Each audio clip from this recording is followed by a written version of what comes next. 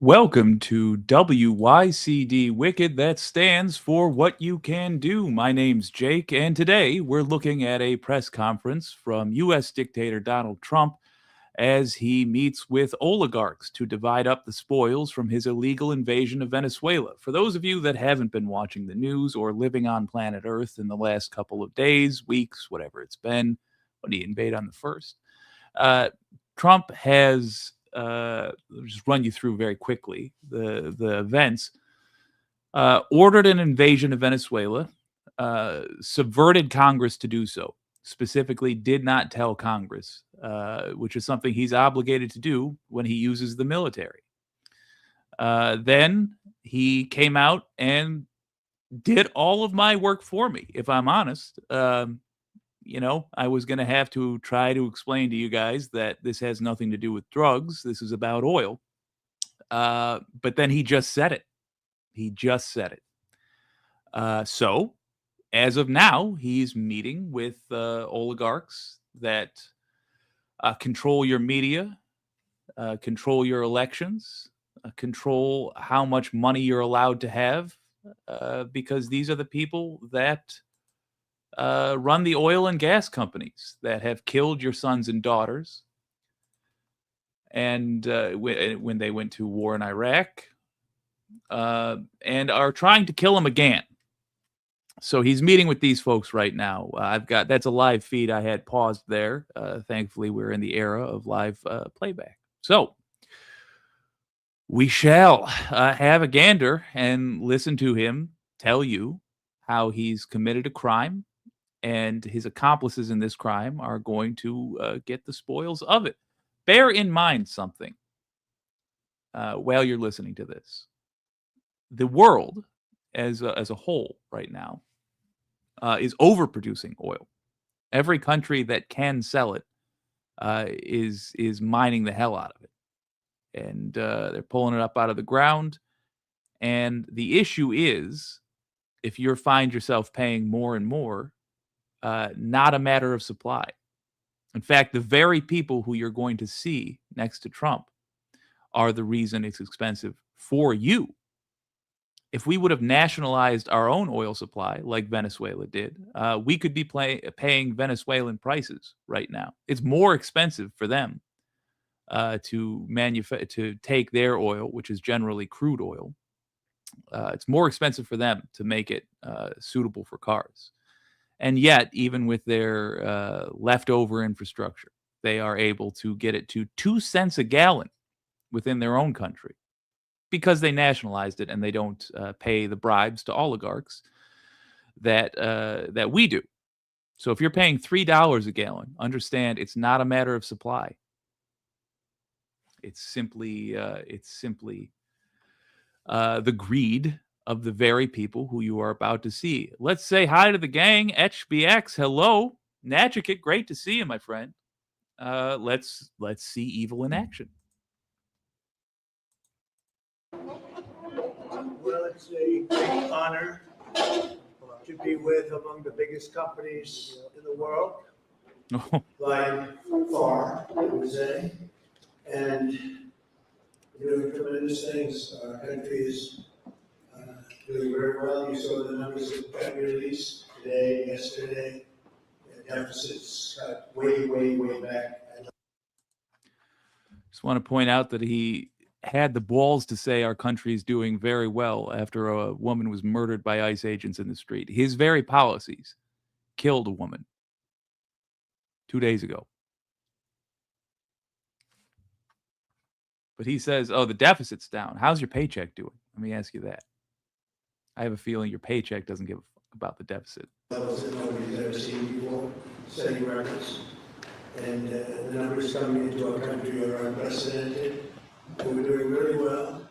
We had a situation 3 days ago with Venezuela, and we're getting along extremely well with the people of Venezuela, both the people and the people that are running Venezuela.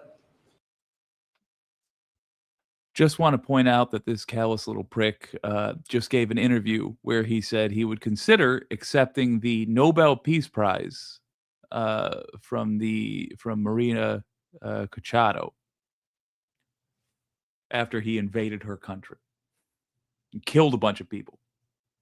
I think, what is it, at 100? He killed 100 people. What day is it? Yeah, a little over a week ago.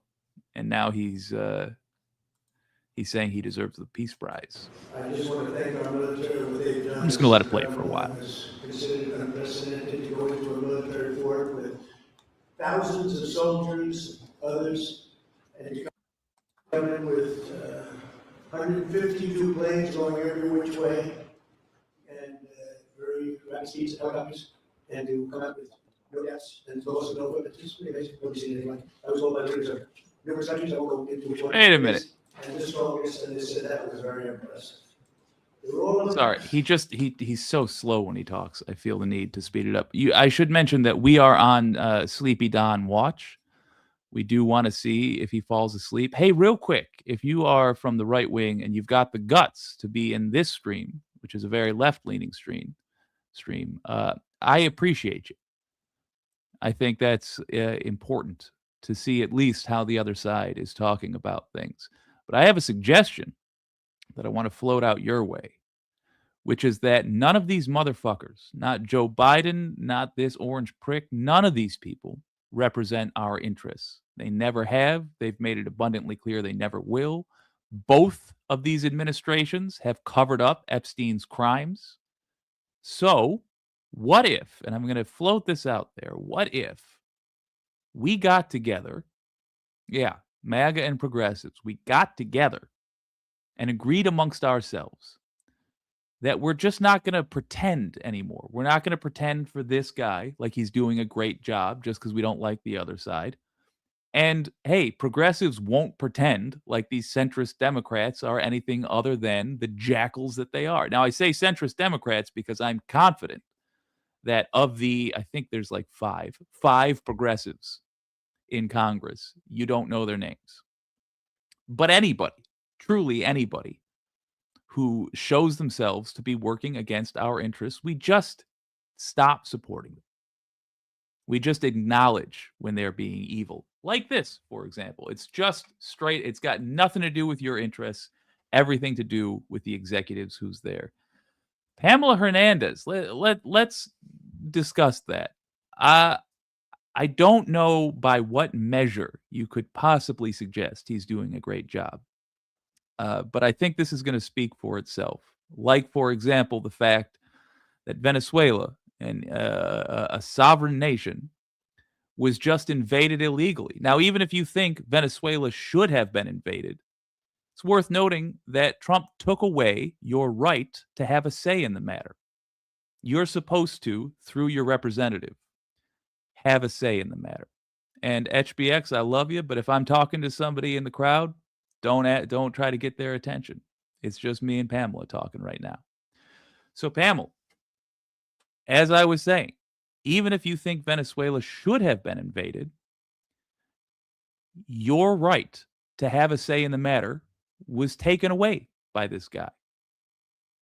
You can be honest about that. You don't have to become a progressive.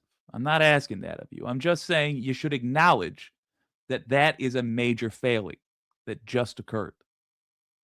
In addition, look at, and I haven't seen anything about this press conference other than the headline and that it's happening right now, but look at who he is going to give control of this country to. And ask yourself, is this in my interest?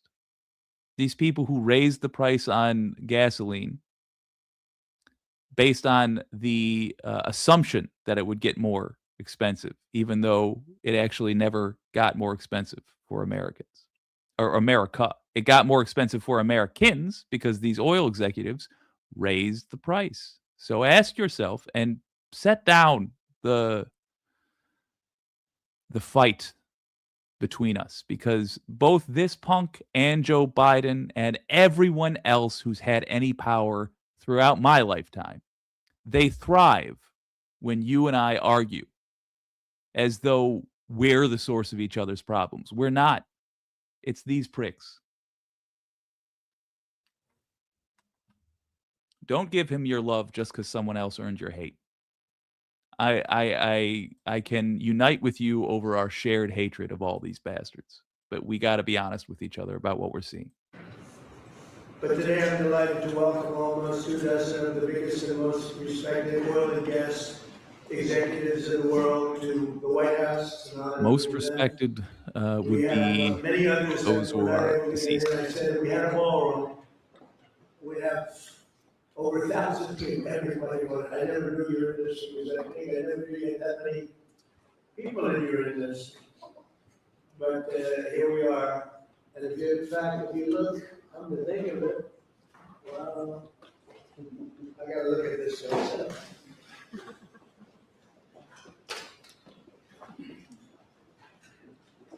Wow. What a view. This is the door to the ballroom. I'll mention that's the ballroom he built while tariffs were hammering prices, while unemployment was rising, while the average pay of the U.S. worker went down. I don't think there'd be anything like it in the world, actually. He has not improved the quality of life for the 100+ Venezuelans he killed a little more than a week ago. And the ballroom seat many. 8 days. It'll also take care of the inauguration. Those Venezuelans had their lives ended for money. It's war for oil.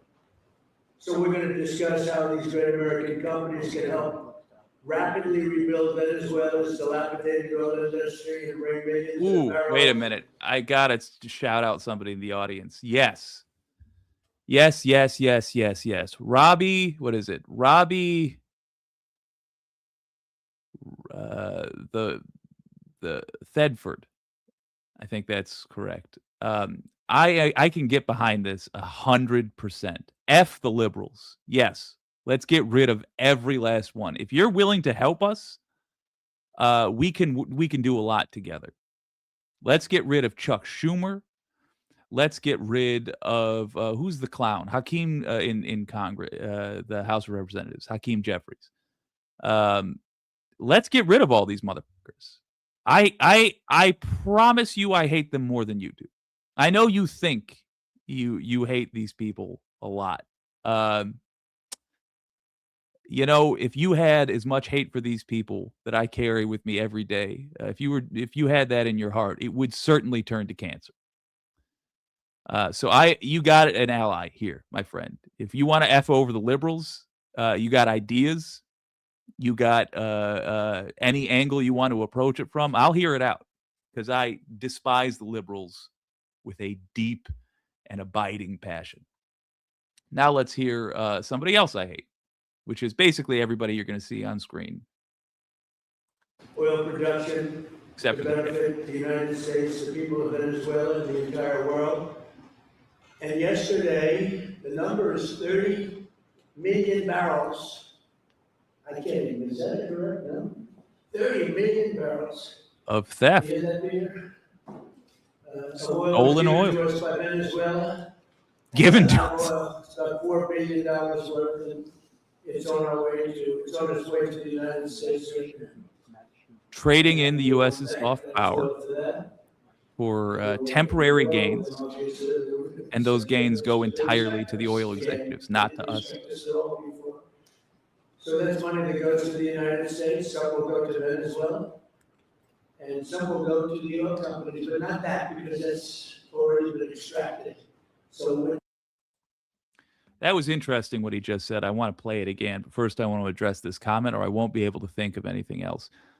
I agree, but I also think the politics of it all changes so much from moment to moment. And before we even talk about voting our way out of this, I would like us, especially working with MAGA, to do the other thing. Apparently, we all have representatives in office who will do what we say.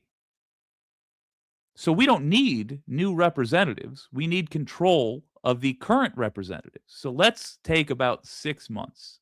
And I want to work hard when it comes to politics and the campaign season to basically get rid of every single liberal that's currently in power.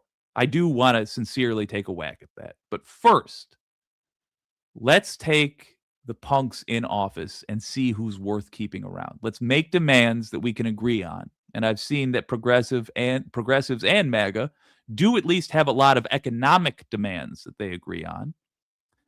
Let's see who does what we say, who votes the way we want them to. The Epstein files was a great example of that.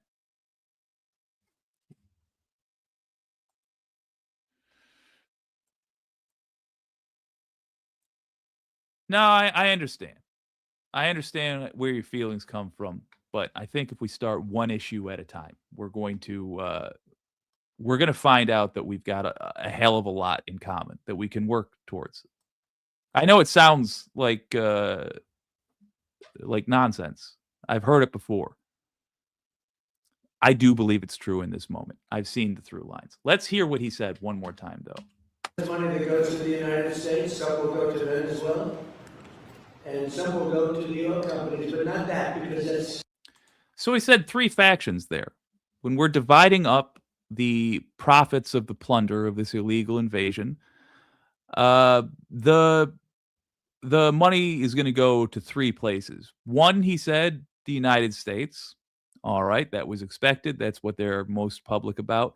Another, interestingly, to Venezuela. Well, that makes sense. They're going to hire a lot of Venezuelans to work to thieve their own oil for us. But isn't it interesting that he is being upfront, that third faction that's going to get a payoff from this are the oil companies.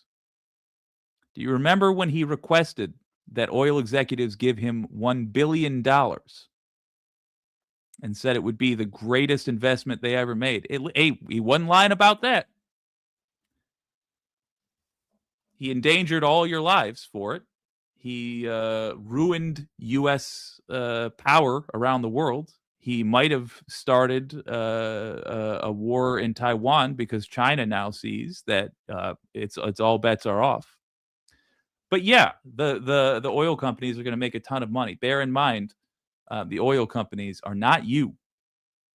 The oil companies fleece you for everything they can possibly take from you. Already been extracted. So when you're not getting any of that, but when you start extracting, you'll get what it's I do want to address just one thing. Got too many 8 just on YouTube. Too many atheists go away 8. I'm not sure what you're saying exactly, but I will say this, and it's a theory that I have. I am an atheist, by the way. Well spotted.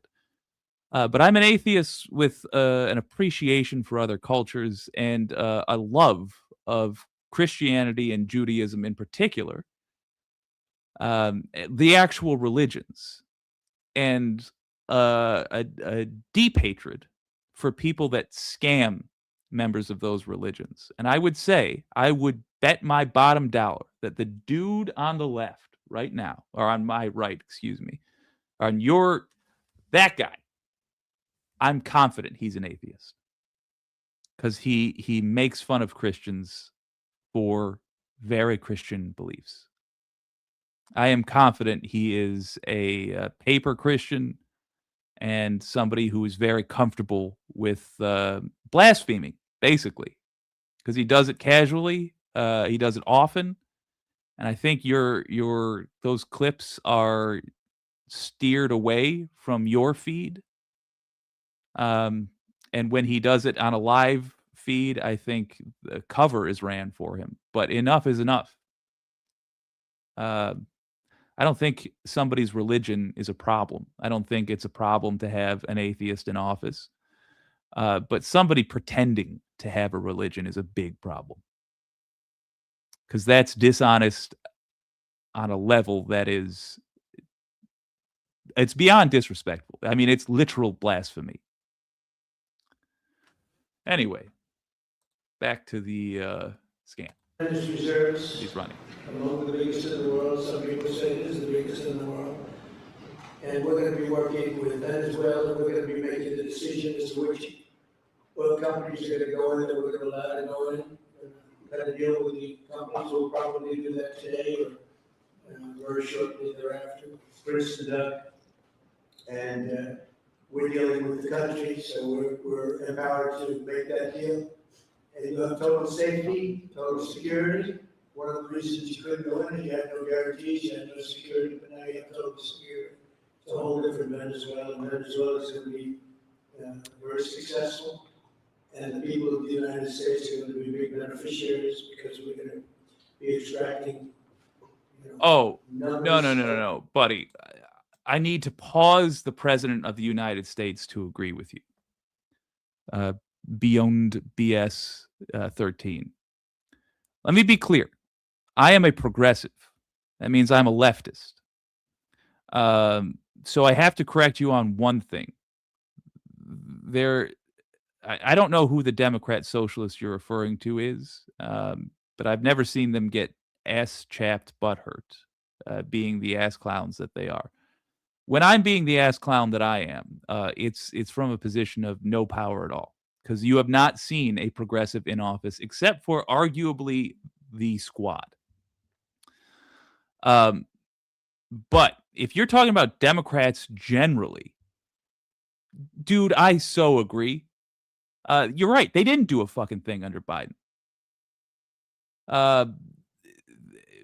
Joe Manchin and Kristen Sinema double-handedly, I suppose, sunk any major legislation we were trying to get through. The Biden administration did nothing on the Epstein files. They got us into a needless war by participating in the genocide of Palestine. We could have saved our money and not given anything to Israel. And Israel would be safer, by the way. And America would be safer if we would have literally done nothing. Yes. So the Biden administration was an absolute clown show, to the point that I believe Joe Biden is arguably guilty of war crimes. Like, we should be seriously having talks about whether or not he belongs in prison. I think that you and I disagree on everything. And I'm here to tell you that I've been peeking in your streams, silently watching some of your folks. And while it's true we disagree on a lot of things, oh my God, do we agree on the big ones. I want revenge on Joe Biden for some of the ways he's behaved. And the only thing I ask of you is to be honest about the reasons that he did I say impeached? Imprisoned, that Joe Biden should be imprisoned. I'm just asking you to be honest about the reasons. We agree on what ought to be done, but we can't just do the Hunter Biden laptop thing. You can't just make a bunch of accusations and then act on those accusations, even though it's very clear that there's no proof. There's plenty of proof for the things Joe Biden actually did. And the reason you probably haven't heard about the things Joe Biden actually did is it's the stuff that that motherfucker is doing as well. And guess what? Obama before him. And if you have any doubt about that, ask which of these presidents willingly released the Epstein files. The answer, none of them. In terms of oil, like a few people have ever seen, actually. So you're dealing with us directly, you're not dealing with Venezuela. Well, we don't want you to deal with Venezuela. Let me thank There is no Vice President Zionist J.D. religion. Vance, who's doing a fantastic job. Secretary of State Marco Rubio, likewise. Oh, there's the fantastic job. bearded I baby. could be. I like it better than my first group. Fun fact. Did you know, Marco Rubio's brother-in-law was a drug dealer. And I don't mean like little baggies. I mean, in Cuba, Marco Rubio's brother-in-law was a kilos of coke kind of drug dealer. And oh, hey, Marco Rubio's first job, working for his brother-in-law. Thank you, Nadia Yvette Chambers, for pointing that out. Despite that, we had a great first term. We had some great people there too. We had a great first term. We had the greatest economy in the history of our country in the first. James Hartshorn. I don't care what Biden or Obama did do or will do. What I know is Trump is a traitor. I only half agree. I mean, we can't ask people on the right wing to go against their guys if we're not willing, or let's not even say go against, but we can't ask people on the right wing to be honest about the flaws in their folks if we are not also going to be honest about the flaws in ours. I understand where you're coming from. And yes, Trump is the one who's in power now. But what the fuck do we care if Joe Biden gets tossed in prison for something he actually did? What the fuck do we care if we are holding all U.S. politicians to the same standard? I'll tell you, I don't. None of these folks, Genocide Joe, Barack, kill an American without any court approval, Obama, Bill, I'm on the Epstein list multiple times, Clinton, George, lie to America about the reasons we're going into war with Iraq, W. Bush, or George, I participated in the Iran-Contra affair, H.W. Bush. All of them. We're past the era of these folks being confused with our earnest representatives. They are not representing us. They get up on the stage for a campaign, and both of these cunts, excuse me for the language, but it's what I earnestly feel. Let's say both of these parties of See You Next Tuesdays just tell us a series of lies that is supposed to rhyme with our morality.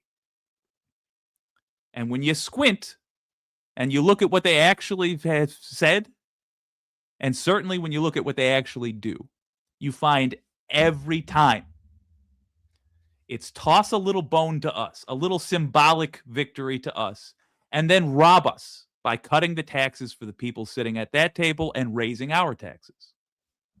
Or simply just doing away with the government programs that we were relying on in an effort to cut other people's taxes. So I understand why you don't care, but try to make yourself care. Try to develop a hatred for your own political party, because it will make everybody's lives better. Saucy Sea Witch, are one of my favorite words to use. You just have to say it, British or Irish you just have to say British or Irish ancestry, and you're good. Fair. I am 25% a son of Aaron's Isle. But this is blowing away, and you haven't seen anything yet. Everyone's been shocked by the numbers, 5.4% GDP, and that's despite the fact that we were badly hurt by the Democrat shutdown, which they'd like to see if they could shut it down again. Secretary of the Interior Doug Burgum was fantastic. Secretary of Energy Chris Wright, recommended by Doug as being the greatest oil man anywhere in the world. Because I wanted Doug for that job. Energy, and I said, no, sir, there's a man named Chris Wright. I said, who the hell is Chris Wright? He said he's the most talented oil man anywhere in the world. I doubt you can get him, because typically oil men make a lot of money.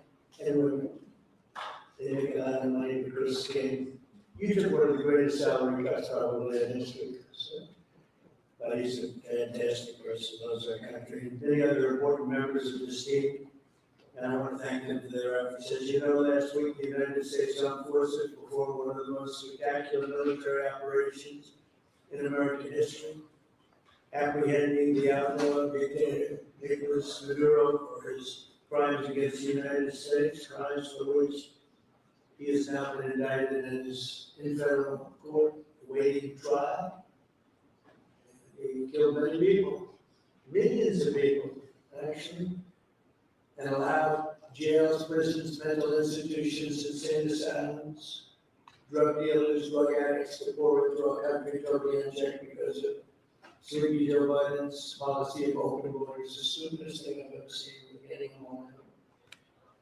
The departure of Maduro makes possible an incredible future for both nations, Venezuela and the United States, which we will I'm sorry.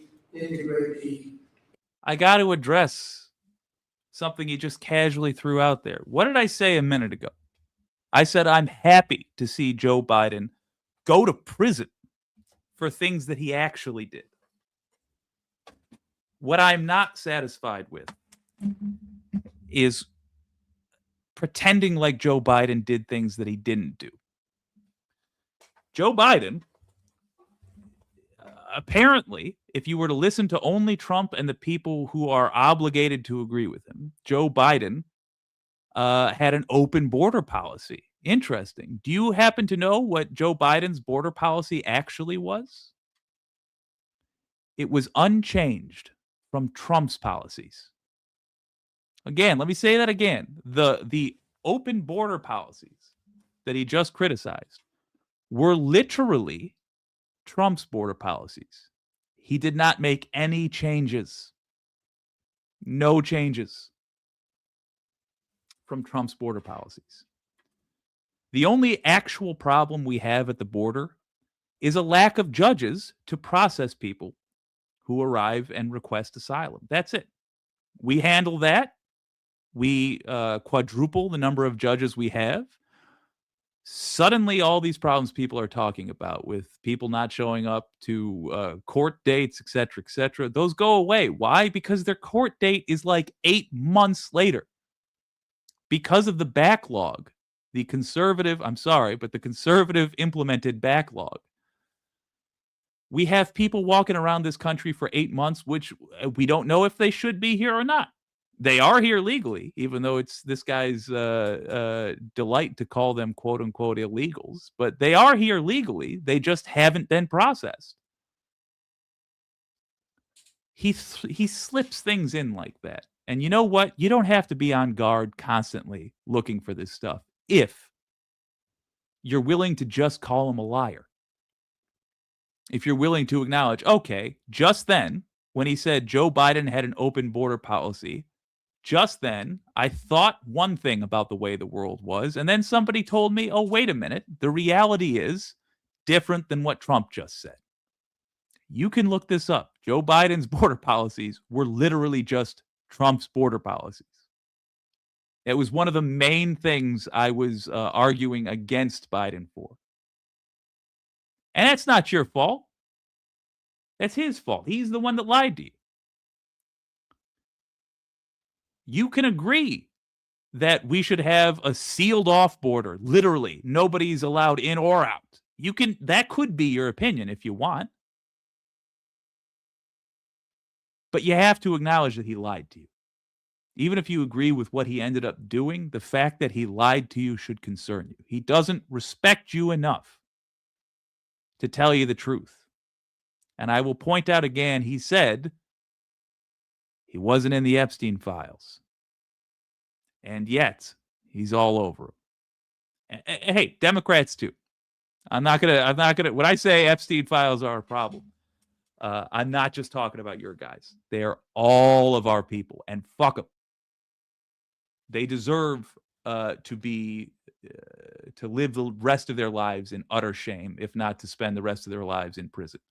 But all of them, regardless of party. Economies, the two major energy powers in the Western Hemisphere, energy coming out of Venezuela was very slow. One of the things the United States gets out of this will be even lower energy prices. We have people now getting guessing for Yes, sausage sandwich. I'm $1.99, streaming vertically $1.96, as well. $1.95, $1.92 yesterday, somebody. And it used to be $3.50, $4, $5 a gallon. Think of that, $1.99. Decades ago, the United States built Venezuela's oil industry. Remember, just because he says prices are a certain way doesn't mean your eyes are lying to you. If you notice that the prices haven't changed in your area, like, for example, they haven't changed at all in mine, that's because you're living like everybody else. A tremendous expense with American skill, technology, know-how, and dollars. But those assets were stolen from us, and we had presidents who did nothing about it. This president is much different than your other presidents. They did nothing about it. They stole it. Some of the people in this room were a little bit younger when that happened, but not that much younger. And also, I mean, somebody already corrected you, but I'll just also point out that being a father means you have a baby. I know what you were trying to say. Let's not dwell because it's a distraction because this is an uncomfortable press conference that you're probably sitting through. But just think about the phrasing. Wasn't that long ago, but they stole our assets like we were babies. And the United States did absolutely nothing about it. So now we're doing everything about it. Now we're doing 500% about it, but it's a long time after the act took place. So they stole from us, and it was taken by socialists and communists at the time in Venezuela. Oh, hey, Lone Wolf and Cub, I want to point out something that I'm sure you've heard, but it bears repeating. Red states are funded by blue states. It doesn't mean blue states are better, but red states, which tend to be more rural, are funded by blue states. In other words, states that regularly vote blue and therefore have more industry in them. It's not, again, this is not a moral judgment or anything. It's just the setup. The states that have more industry produce a surplus for the country. And the more rural states, although they do important work that we need done, they produce food largely. I don't know about you, but I got to eat. But those red states rely on federal contributions, whereas blue states provide a surplus and red states run in a deficit. So when you say blue states should be expected to pay more for everything, socialism is expensive, understand, if you live in a red state, you are one of the major beneficiaries of socialism.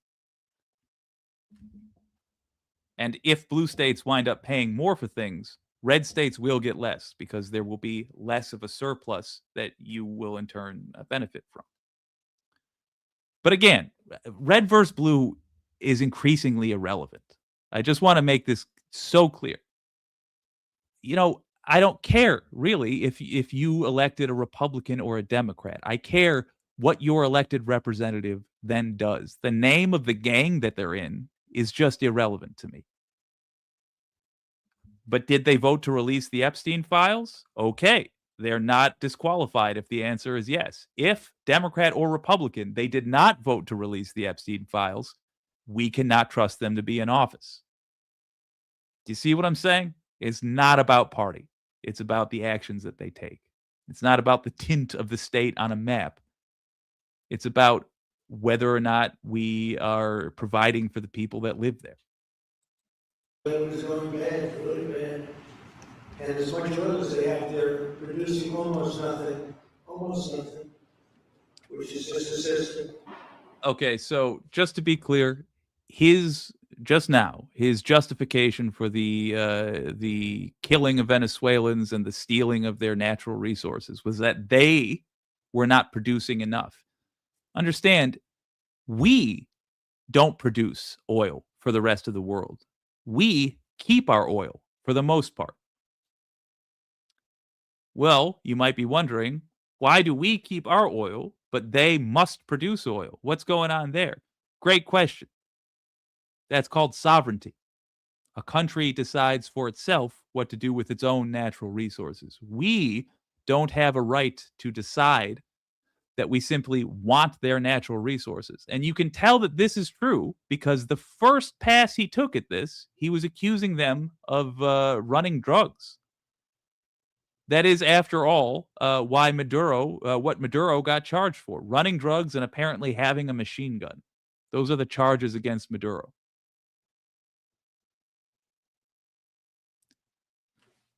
Their oil, their natural resources, should have nothing to do with any of this.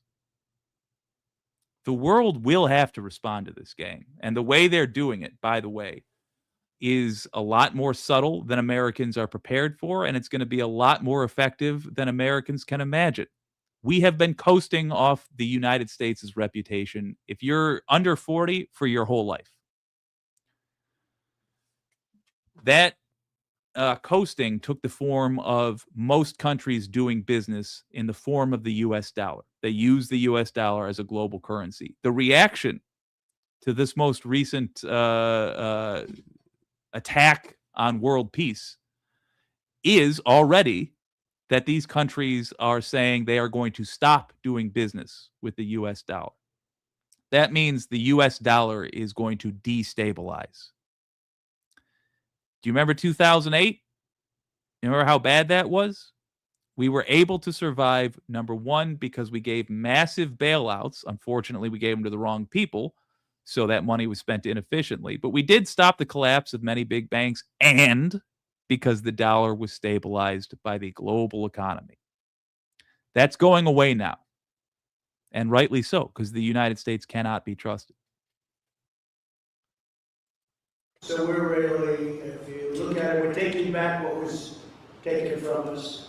I don't know if I agree with this, Scotty. Now, We built that entire oil that started. Hitler was not overweight. They took it and they were very ungracious to this country, but now they're being. Yep, this appears to be where the piracy is going, T2. We'll have the opportunity to rebuild Venezuela's running energy.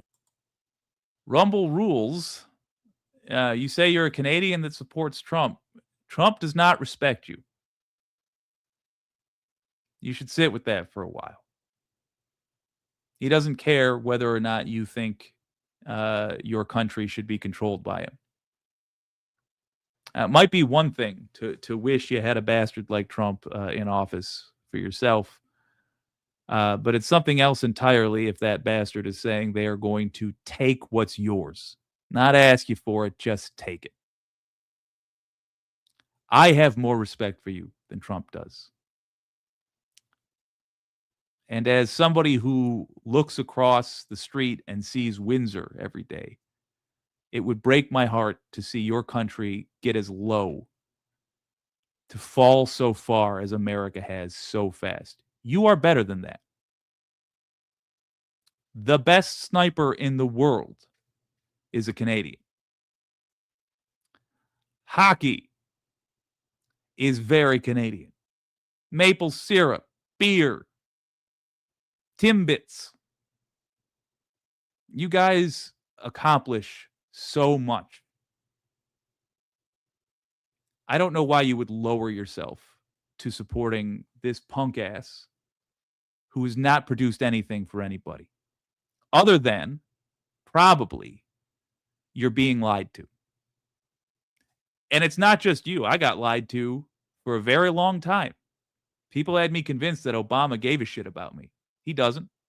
And this guy doesn't care about you. We are being lied to.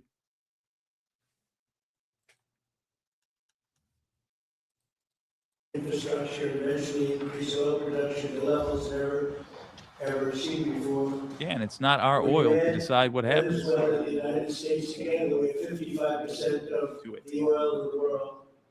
The United States is number one. We have that drilling. Drill, baby, drill was my campaign. And Doug and Chris, I think we're setting records in drilling right now, taking oil without Venezuela. Natchikid, I understand. And I'm going to ask you to have a less fun viewing experience for the next months at least, because these are the people I want to talk to. The people who feel like they have to pretend like Trump is on their side because it's supposedly a competition between political parties. I'm here to tell these folks it's not. I despise most Democrats. I'd say 95 out of 100 Democrats.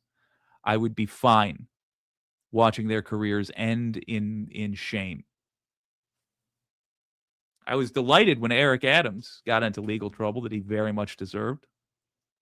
You know, New York Mayor Eric Adams was going to go to prison for corruption. And then some equally or more corrupt person pardoned him.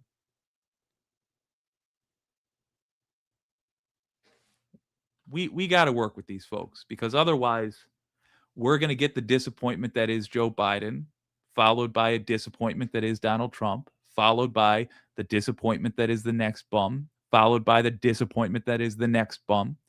And we'll be old and wrinkled and poor as hell before anything changes. That's how we're getting the oil prices down. The plan is for them to spend, meaning our giant oil companies will be spending at least This is a great question from $100 Mitchell. of their money. Hold on. More important than whatever this bum's talking about. What about Biden? Did you vote for him? Why weren't you protesting then? Let's go in reverse order. Why wasn't I protesting then? I was. I went to physical protests many times. I got in front of a microphone outside of physical protests and did whole, multi-hour streams about why Biden was bad and vile and terrible. For a lot of the folks that you're seeing right now. So yes, I was protesting throughout Biden. You probably did not hear about it because the things we were protesting were spun to you differently. You probably heard that it was like anti-Jewish sentiment. It was never that. Never. It was supplying arms to Israel while they were committing a genocide. But that's not the only thing I protested Biden about. There was a number of issues. But let's go back in these questions. Did you vote for him? The first time, yes. And the second time, I voted for Harris. Both times, I didn't feel good about it. But both times, it was because that guy was a threat looming on the horizon. And it has gone exactly as I thought it would. So I feel pretty justified in my votes. But I'll tell you, that's an awful reason to vote for somebody, isn't it? That is an awful reason to vote for somebody. And we could have had, instead of Biden, we could have had Bernie. Or 1,000 other people that actually have a soul that would have been worth a damn. But it was these arguments that we end up getting into that makes us say, oh, well, I'll vote for this person who has screwed me over multiple times because I'm so against the other person. What about Biden? I see what you were saying. Well, I'm going to choose to answer the question that I misinterpreted that is originally, which is to say, what did I like about Biden? What I liked about Biden was stability and nothing else. Biden at least respects the rule of law, and I'll give him that much credit, and that's about the only thing I will say in his favor. Yeah. I'm really trying to scrape the sides of the peanut butter jar that is my empty head to come up with a second thing that I like about Biden, and I cannot. All right, let's rip off this Band-Aid. Jesus. I want to see him start to fall asleep. Let's just take bets. When other people start talking, do you think Trump will fall asleep? Yes or no? It's gotta be there so they get their money back and make a very nice return. The plan is for them to Yeah, spend at least $100 million to rebuild he obeys. He's a the lawful guy. capacity and the infrastructure necessary. Venezuela has also agreed that the United States will immediately begin refining and selling up to 50 million barrels of Venezuelan crude oil, which will continue indefinitely. We're all set to do it. We have the refining capacity. It was actually based very much on the Venezuelan oil, which is a heavy oil, very good oil, great oil. It's fantastic for certain things like asphalt roads. That's the reason. Okay, so somebody informed him that Venezuelan oil is crude oil and therefore more expensive to produce, like to turn into usable car oil. And so I'm sure they've now said, well, here's all the things we could use it for. The world for asphalt roads. All of the companies here today are going to be treasury partners in bringing the nation of Venezuela back to life, restoring its economy, and generating great wealth for their companies and for their people, and also great wealth for the American. I thought of a second thing. A second thing I liked about Biden is that he actually did side with unions publicly when they were protesting their oligarch bosses, the train unions. So there, that's two things over the course of, I can't stress enough, 4 years of my life that Biden did that didn't make me want to hold his head under the water till the bubbles stop. And tremendous wealth for the companies that are going in. The companies that are going in, and if you don't want to go in, just let me know, because I got 25 people that aren't here today that are willing to take your place. So I just want to thank, these are people that I either know or I know of by reading lots of business magazines and journals and papers. And these are the greatest oil people anywhere in the world. Harold Cameron. Wise man. There's a story about Harold Cameron that he can look at a piece of land, put a straw into the land, and oil pours out. Whereas some of you guys have to invest hundreds of millions of dollars to find that oil, so we can't let that story be true. But they say Harold puts a straw into the land, and oil comes gushing out. So you're not a big R&D person, are you? He's called instinct for oil. He's got other problems, but we won't talk about those problems. He's been a great supporter of mine for a long time. Oh, Marutsumi. Congratulations. But we have- It is so sad. Let's just address this for a second. Look, don't play games. Come on. As I've been saying this whole time, and I'll submit this for your consideration as well. This is not going to get better if we keep lying to each other. It's not me versus you. It's not the other folks in the chat versus whatever the opposite side is that they're on. It's not that.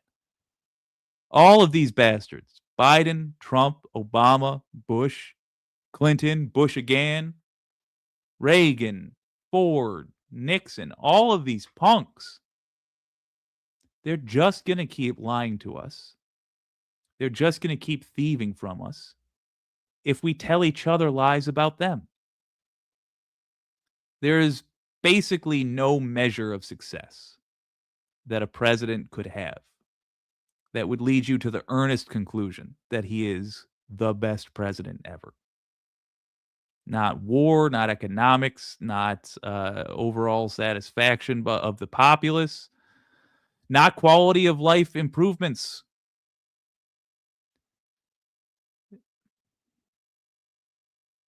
Try again.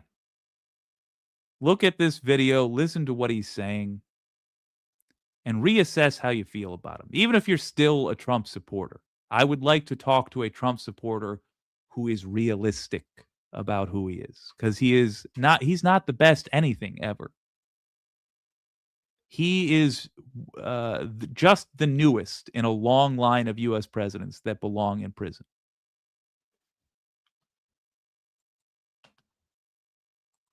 We have the greatest oil men and DJX, I women don't know, but anywhere in the check world the sitting in account. this If room it's less than a year represented. old, ban it. And we have a lot of people that will be Thank you, sir. back to see us sometime next week. We're going to have another meeting for I didn't hear any crying. another group. But we're going to do this very quickly. We can have this done almost immediately. So I'd like to thank you all for being here. Is Biden the best? All right. Invite Vice. Apparently, I haven't made myself clear by saying it 90 times, but I'll reiterate this one more time. Not only is Biden not the best, Biden took actions during his short presidency that I believe are worthy of imprisonment. I genuinely believe he belongs in a jail cell. At the very least, Joe Biden deserves to have his name scraped off anything it's been put on, and those placards tossed in the garbage. He should live the rest of his days in infamy. Is Biden the best? I don't know why you would think I would think that.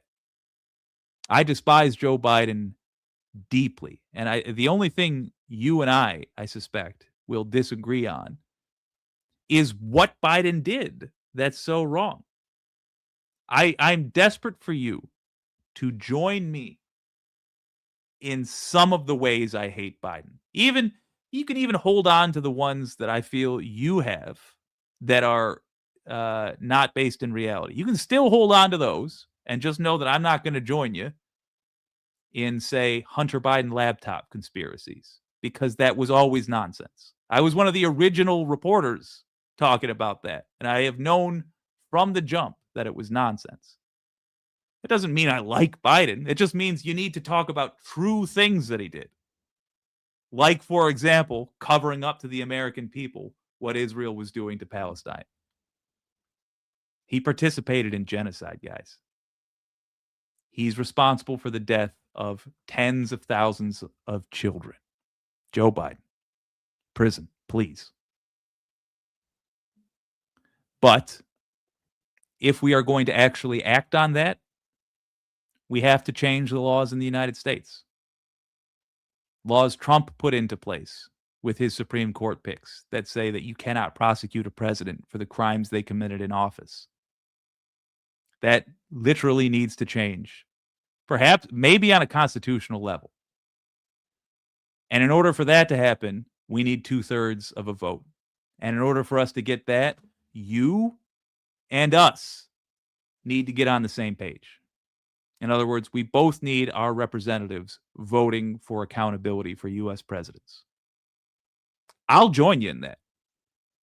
And I'll make sure Biden is added to the pile of presidents that go to prison. But we have to agree on the reality of it. President Vance to say a few words, followed by Secretaries Rubio, Bergman, and Wright, and then we'll have a few words from representatives that are Let's here. hear what Beard Baby has to discuss say. their ideas. Now remember, we're watching to see if We Trump have falls asleep. Chevron, which has been, where's Chevron? Far right. I think you have a better location. You don't have to- See, this is what I'm talking about. CM, whoever you're listening to is scamming you. Whoever you are listening to, up until this point, they are knowingly lying to you for views. They're telling you interesting tales, not based in reality. First of all, ears literally do change. Ears change all the time. As you age, ears sag, your lobes get bigger. If you are a wrestler or if you just had an unfortunate accident, the cartilage in your ears can break and shift all the time. I have intimate knowledge of this. But aside from that, if you think that there was like a lizard man where Biden was, it is because somebody came up with an interesting story and they took advantage of your confusion that probably arose from a bunch of politicians saying they were going to do one thing and then doing a different thing for your whole life, leaving you to wonder, why is the world like this? And you went for a fanciful explanation. The explanation is not fanciful. It's just sad. The reality is these people up there, they don't care about you. That's why they say one thing and do another. They say one thing to get your vote. They do another because they assume you'll be confused by the chaos of it all. And they're usually right. For it to stop, you and I need to unite. You and I need to be able to agree that Joe Biden was not a good president and that Donald Trump is not a good president or human being. Not pretend like one side is saints and the other side is always sinners. If you have somebody tossing a perspective to you like that one side's always good and the other side's always bad, you are being lied to. And that's the easy way to tell. They serve an agenda. For all that, I used to call you and say, what the hell is going on with Venezuela? You stuck it out. I don't know if you made money or not, but you stuck it out. I give you a lot of credit for that. Mark Nelson, thank you. He does enjoy And, sucking it out. CEO Darren Woods. Darren, thank you very much. How's Exxon doing? All right, thank you very much. It's a lot better now, won't they? Exxon's been amazing. It's been an amazing company. And ConocoPhillips CEO Ryan Lance. Thank you very much. So you guys can say something, and then we'll take some questions from the press. And Let's discuss that for a second. Just because someone picks a side, by the way, I love the icon there. Just because someone picks a side doesn't mean that it's an agenda. Yes, if they behave as I described, yes, it certainly does. If they tell you that one side is always wrong and the other side is always right, that's not picking a side. That's doing propaganda for a side. It's very different.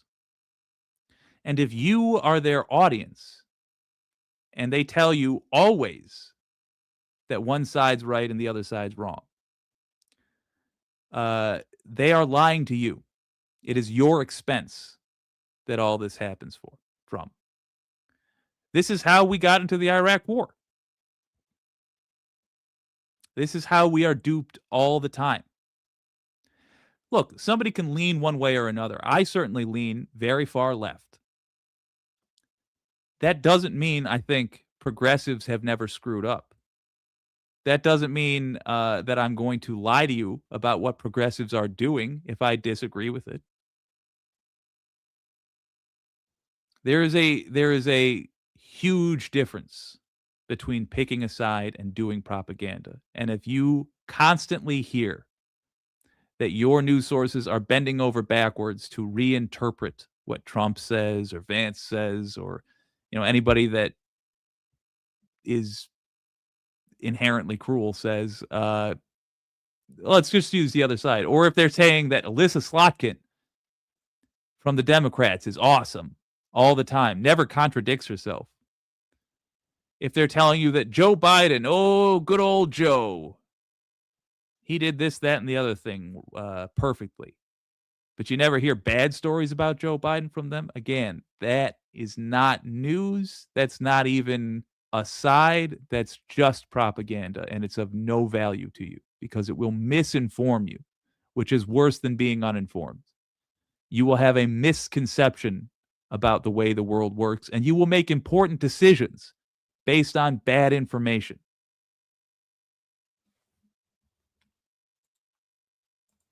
Obviously, we have all the time in the world. This is a big subject. This is massive wealth, and more importantly than massive wealth, it leads to lower taxes and a lot of jobs for Americans and for Venezuelans, but for Americans in this case. And I just, again, appreciate you all being here. And I'd like to ask JD to say. Before we go to JD, how possibly could this lead to less taxes for Americans? That is nonsensical, and I can tell you why he said that. Because before this, I'm sure he was briefed on the difference between wealth and income. And that sounds like probably boring nonsense to you. I get it. But it's because they would know that that's what's going to be talked about when you talk about a wealth transfer. Notably, the wealth of Venezuela is going to the oil executives. And he's suggesting that you will get income from it, but you will not get income from it. In other words, the products that you're going to get are not going to get cheaper, certainly not for any sustained length of time. And the reason for that is because the wealth is already in the hands of Exxon. They don't need to sell you cheaper gasoline because they sell you all the gasoline. At least these 4 or 5 companies. They don't even need to agree to price fix publicly or privately, which would be illegal. They don't need to do that because they only need to look outside. They only need to drive by any of their competitors' gas stations and see, so we're still selling this for multiple dollars more per gallon than we bought it for. Then we'll just keep it up. There's no reason not to.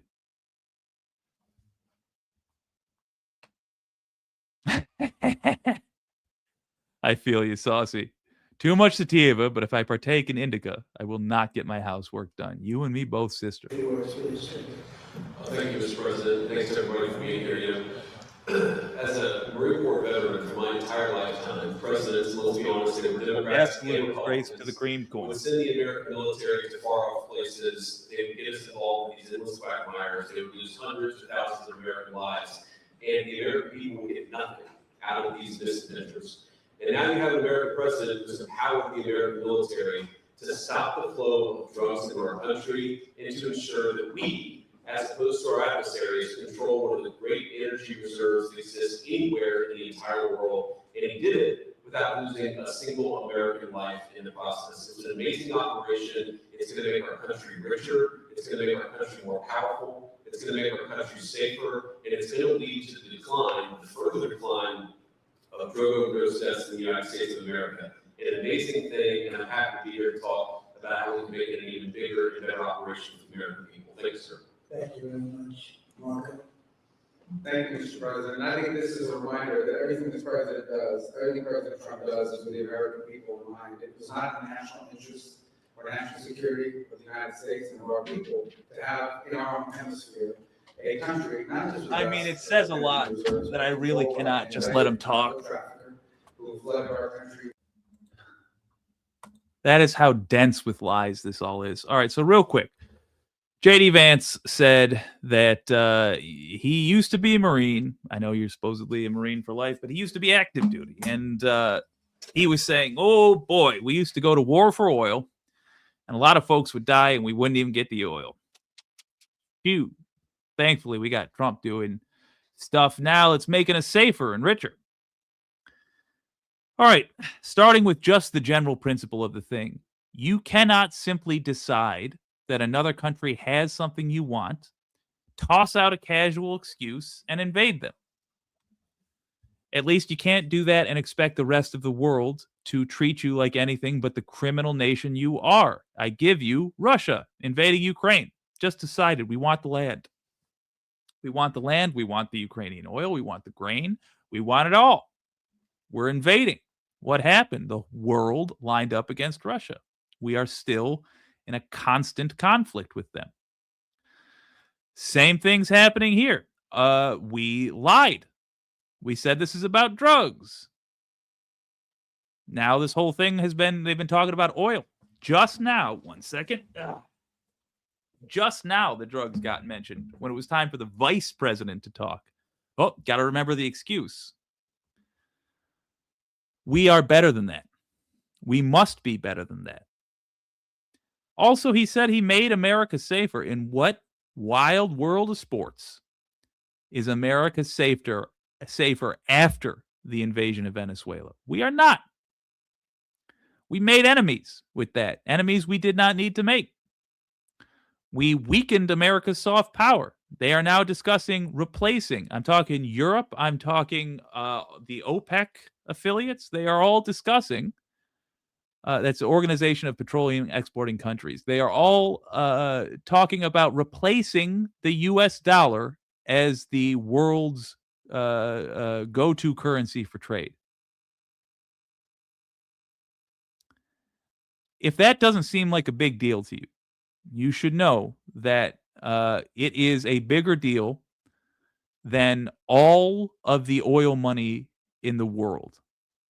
Having the world trade in your currency is more important than literally every drop of oil on the planet. That is what a powerful thing that is. It's going away now. It's very unlikely that even if we replace Trump tomorrow, it's unlikely we can do anything about it because countries just don't trust us anymore. It needs to be a stable currency. It needs to be a currency which the countries trading in it will not need to undermine in order to send a message to the United States. So we're not safer. We are in a lot more danger, as a matter of fact. We are significantly weaker than we have been. I mean, even during the Iraq War, even then, that whole 20-year period, nobody was talking about replacing the US dollar as the world's trade currency. The fact that those conversations are happening now, squarely on that punk's shoulders. By the way, I believe, is he asleep or is that just a long close of the eyes? Anyway, and as far as endangering U.S. lives, I don't know how they're going to hold on, how they think they're going to hold on to the oil refineries that they've taken over in Venezuela without putting troops there. Maybe they will. Then they will have gotten away with the crime without any loss of U.S. lives. But I just think that's an unrealistic expectation. And we shouldn't take at face value anything these motherfuckers have to say. Is Trump asleep? Or is that just a long eye closed? Remember what I said. When other people start talking, eyes are going to get heavy. Oh, there he is. Sleepy Trump. The first phase, of course, is the phase we're in now, which is stabilization. Sleepy Trump. I'm on camera. I'm on camera. Looking around. Looking down. Sleepy Trump. Sleep. Benefits the people, both of the United States, but also the people of Venezuela. And as a reminder to everyone, the cutting president to a announced kinder just 2 angle days there. ago, every penny, everything they buy with the money that they're making from the oil now, Mr. President, will be bought from America. And that includes everything from equipment for the oil industry to food to medicine and everything in between.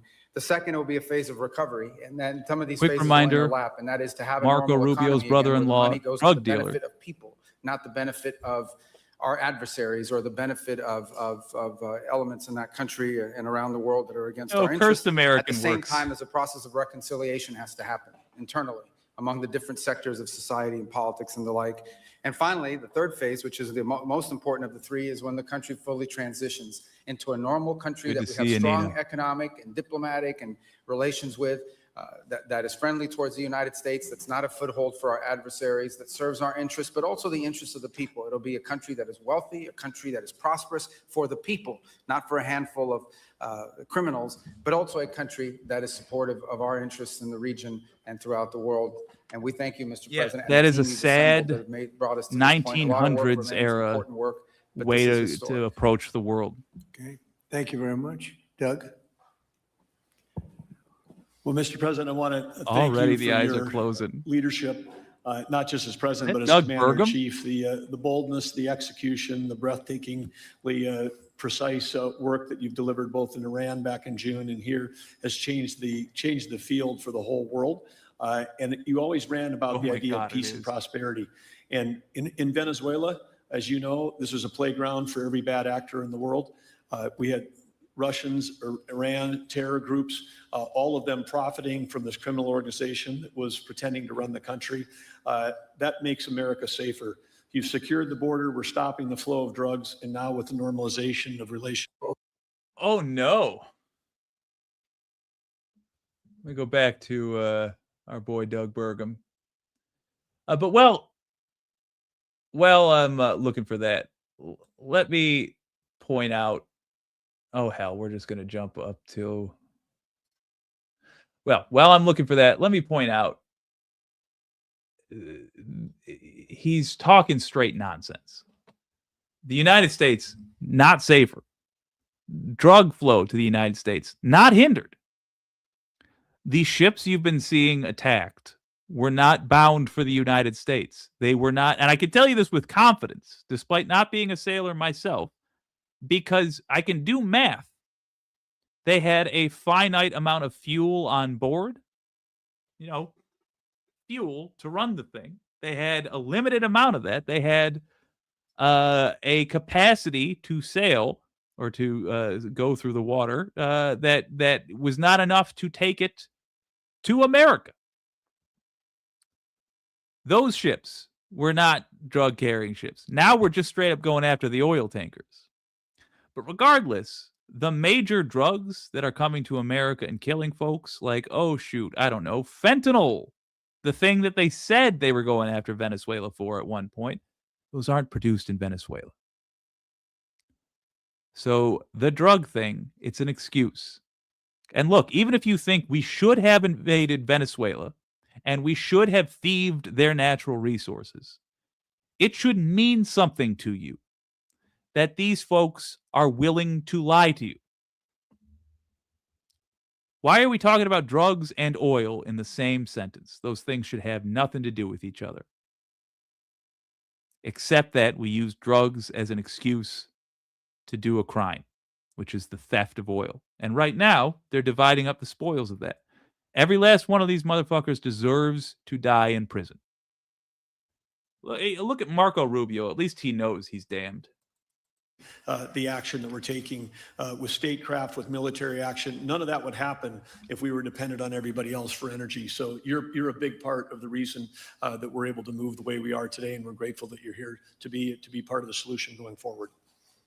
Thank you, Doug. Greenland is a strategic location for missile defense. Oh, so we really do have a lot of folks that think it's okay to go back to the Cold War era way of doing things. Here's a question for you. Why do we require that kind of missile defense? Could it be because dictators around the world are invading other countries, bullying them? Here's something else. Does us needing something give us the right to take it? I can answer that for you. No, it doesn't. We don't need Venezuela's oil. We have our own massive, frankly, larger oil reserve. If we needed oil, we could dip into that. We don't need Venezuela's oil. But even if we did need Venezuela's oil, we do not have the right to steal it. And that is what is happening right now. You are doing a fantastic job, and we appreciate it. Everybody appreciates it. They know who's doing well. Chris I Wright. know a lot of Muslims. Thank you, Mr. President. Yeah, what we've no idea seen what in the you're last talking about. week is leadership matters and credibility matters. I instantly hate Venezuelan this oil guy. has been sanctioned for many years, and the oil just flew. Those sanctions were not enforced. I'm going to do That us oil all a just favor. floated out to trafficked by Speed bad this up. actors of the world. That Whoa, resources whoa. were That oil was just being trafficked to bad actors. Trafficking the oil, were they? You mean selling? They were selling their own natural resource to whom they please? Because it's their country, not ours? Listen to how this guy's talking to you. Again, even if you agree that we should have taken Venezuela's oil, robbed them at missile point, even if you think that's okay, do listen to how he's trying to manipulate you. And ask yourself, do I hold the opinions that I hold because that's what I really think? That's what my morals really are? Or could it be that manipulators like this made me think a certain way and then I kept doubling down? He just tried to tell you that they trafficked their oil to people. Just toss that in there casually, huh? They can sell their oil to who they please. gone to a central place. The corruption and decline of Venezuela has been a crisis for the people of Venezuela. And as Secretary Rubio said, massive spillover effects in the United States. in crime, in drugs, in kidnappings, and in taking a huge resource base and making it not exploited, not developed. The whole world is a poorer, less opportunity-rich place because of that. When you have materials underground, they've been underground for 1 million years. That does not make them a resource. That does not make them valuable for your country, your people, or the world. They only become great a question. resource with technology, with capital, with rule of law, I didn't and a catch it, but system I'll of keep governance listening. that encourages the harvesting of those resources to make the better world. And we see here the dramatic contrast. Ooh, let's be clear, Jacinta. You are seeing that is one way I can tell what somebody's media diet is when they reveal to me what they think the people of Venezuela are up to. So people in Venezuela have been out in the streets demanding the U.S. return its kidnapped leader. President Trump himself, as well as a few other prominent Republicans, shared AI videos of celebrations. So those weren't really happening. They shared celebrations from a World Cup victory, suggesting that that was a video of people celebrating Maduro being taken away. But in other words, they lied to you. In this case, it's the Republicans lying. I'm not saying Democrats don't lie, but they didn't have a need to this time. This time, Republicans were lying to you. And you should consider that. Because up until this moment, you thought and were making decisions based on the understanding that Venezuelans were happy about this. Perhaps did that factor into how you felt about the comments they were making when they said he's made the U.S. safer by doing this? I bet it did. I bet you didn't think, well, we might have a Venezuelan come here and blow up a place out of anger at us for stealing that person's president. It's insidious what they do. They share one piece of fake news with you so that you'll more easily buy into another fake lie that they have to tell. Now you know. Now you know that none of those folks up there can be trusted. And you can even still support what they do. Hell, you can vote for them again if you're crazy, but you should know that you should not trust them. When they say something, now you know I cannot just trust that what they're telling me is true because they've lied to me before. They told me Venezuelans were happy about this. The average Venezuelan, by which I mean like 80% of the country, wants revenge for this. The rest of the 20% probably are being more practical about going up against the U.S. military. But I gotta tell you, if you were of the impression that Venezuelans supported what the U.S. just did, it's because you've been lied to, and you should change your media diet.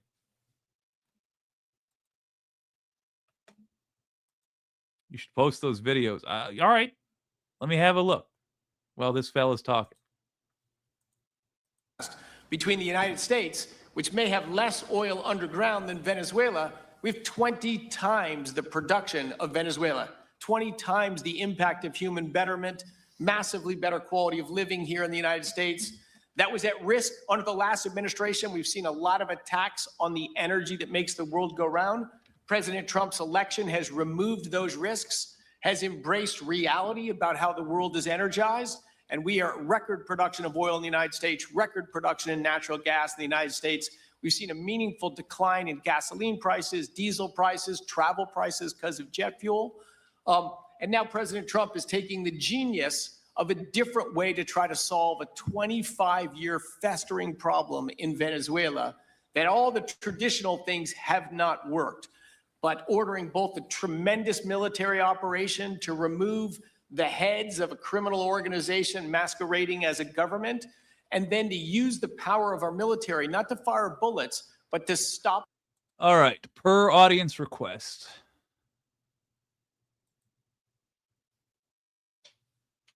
from DW News.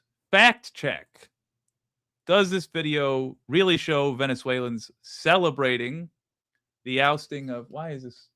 The videos allegedly showing the opposite true. The internet is flooded with videos claiming to reveal Venezuelans' reactions to what happened in early January. How do Venezuelans really feel about the US attack on their country and leader? But first, here's what we know. The United States attacked Venezuela, killed at least 32 Cubans working as military and police officers in the country, and kidnapped both Maduro and his wife Celia Flores. Experts say this attack violates international law. The use of force against the territory or the political independence of yeah, it can't be that long, can it? another state is a clear... You know what? Let's just... This is the same thing. Or other videos allegedly showing the Nicolas Maduro and therefore opposing the... Here we go. Presented in a false context or even fake. Take this video, for example. It's been viewed more than 4.5 million times on Instagram and over 13 million times on TikTok. The people in the video shout Venezuela Libre, which means free Venezuela. Sounds convincing, right? Well, it's completely fake. To be precise, it's AI generated. How do we know? This finger is flickering, for example, and the jewelry of several individuals looks incomplete or distorted. Also, the video has been labeled as AI generated on TikTok. Meanwhile, other videos are going viral too. Like this one, allegedly supporting Nicolas Maduro and therefore opposing the US attack on the country. But this is false. A reverse image search reveals the video dates back to November 13, 2025. It shows a pro-government youth rally, not a reaction to recent events. You can even spot the same car from the video in a photo published by Elamy. So you see the disinformation. Now, if you want to know how you can find out what's really happening, it's actually very easy. And unfortunately, it doesn't involve watching my channel. Watch Venezuelans. There's Venezuelan news organizations. They do the exact same thing ours do, with a lot less corruption because most of them aren't owned by Rupert Murdoch. That was an unnecessarily accurate blow, but yeah, watch Venezuelan news.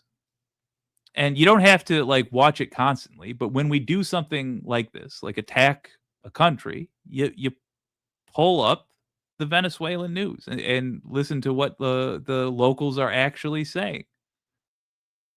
I was doing that the day it happened in order to get ready for this stream. If you'd like somebody who covers that stuff, Brandon Sutton, who does a show called The Discourse. He will watch, along with you, the footage, the news reports from countries that are either under attack or, whatever the thing is that's happening. He will include with his coverage news reports from that country. And it's a great way to find that stuff out. But notice something. Did you notice, folks, that it was not just one way that things were leaning?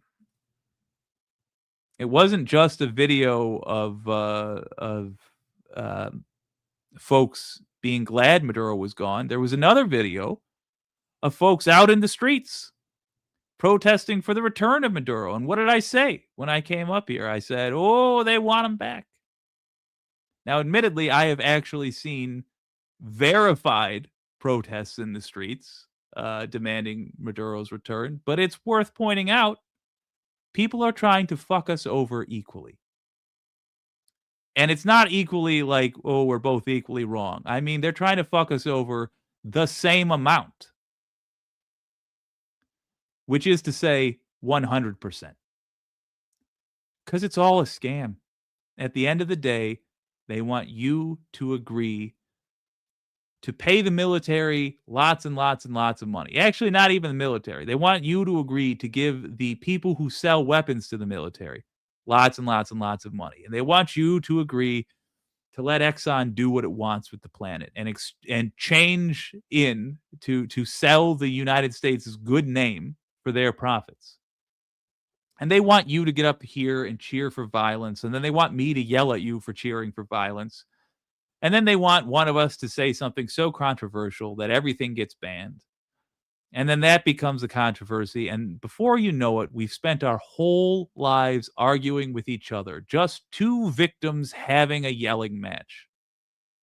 Well, they walk off with all of our money. 15% of the wealth in the United States is controlled by 130,000 people. This is a nation of 333 million people. But 0.01% of all of us owns 15% of our wealth. They want us to have any conversation except for that one. Here's that 0.01% talking about what they're going to do with Venezuela. The flow of Venezuelan oil to the world immediately gave us leverage over the interim authorities in Venezuela and has allowed us to be in this position today where the actions of this government can massively improve Venezuela for the better. And the bigger impact is to I think we should massively replace everyone in improve the power quality right of now. life, But you're right. They're going to do affordability, anything they can safety, to and hold on to it. security of the United States. Very proud to be here. And we'll turn it over to Mark Nelson, who's the vice chairman of Chevron. Chevron has been in Venezuela for over 100 years continuously. Mike Wirth, the CEO, had a knee replacement recently. He's not here. Mark is a tremendous leader in our industry, and I'll turn it over to him. Thank you, Secretary Wright. Again, I'll send Mike Wirth's regrets. He really. Hey, this is cruel, and it has nothing to do with politics or anything. I just want to be a petty bitch for a minute.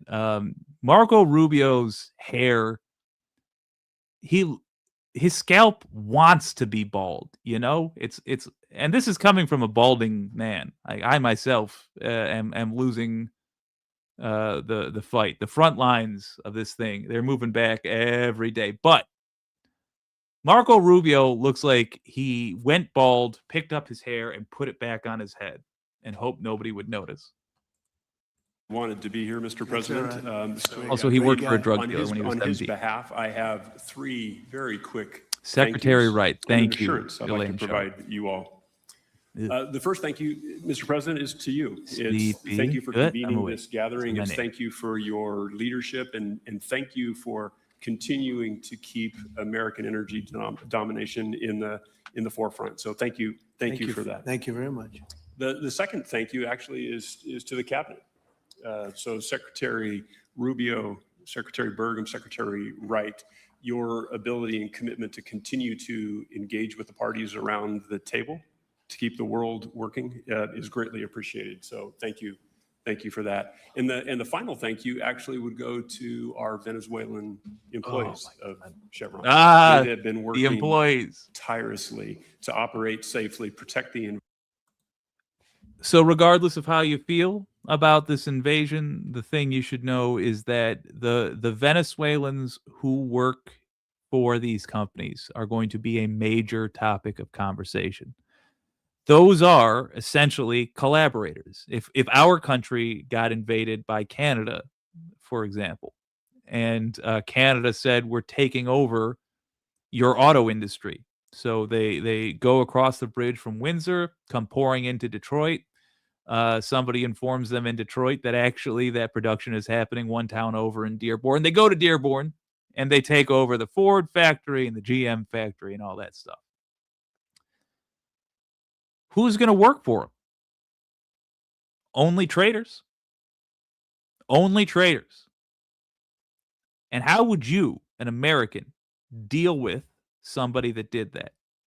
Canada takes kidnaps our mayor, occupies our factories, and starts sucking the resources out of our country. How would you treat somebody who worked with them?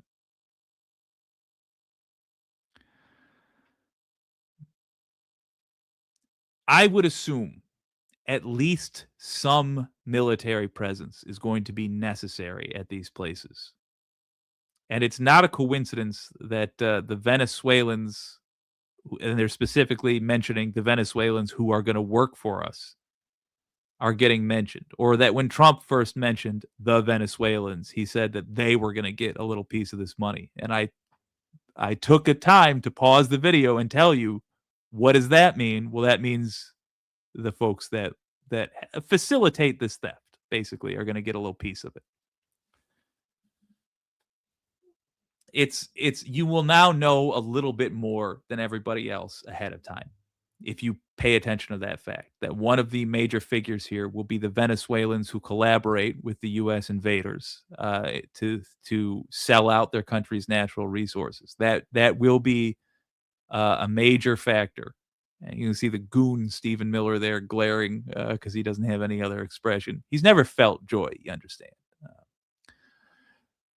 But yes, now you will be able to have more insight when you point out the importance of the Venezuelan workers and the fact that probably their lives are in danger. Environment in country. But they're also necessary for our theft to be successful. Hence why their lives are in danger. And their dedication and skill will help us. And U.S. troops will be ordered to protect them. And that's where the violence comes to our doorstep. For more than a century, Chevron has been a part of Venezuela's past. We are certainly committed to its present, and we very much look forward as a proud American company to help it build a better future. And so, Mr. President, thank you for your leadership. And you really suffered there. You stuck it out. A lot of people left. A lot of big companies left. Many of the people sitting at this table left because of the safety risk and other risks. Mad Rush. I'm not going to address all this stuff. I just want you, and nobody else talk to this guy, please. I want him to be able to sit, I'm assuming him. I want him to be able to sit with this question for a while and genuinely think about this. Really do try to think about this.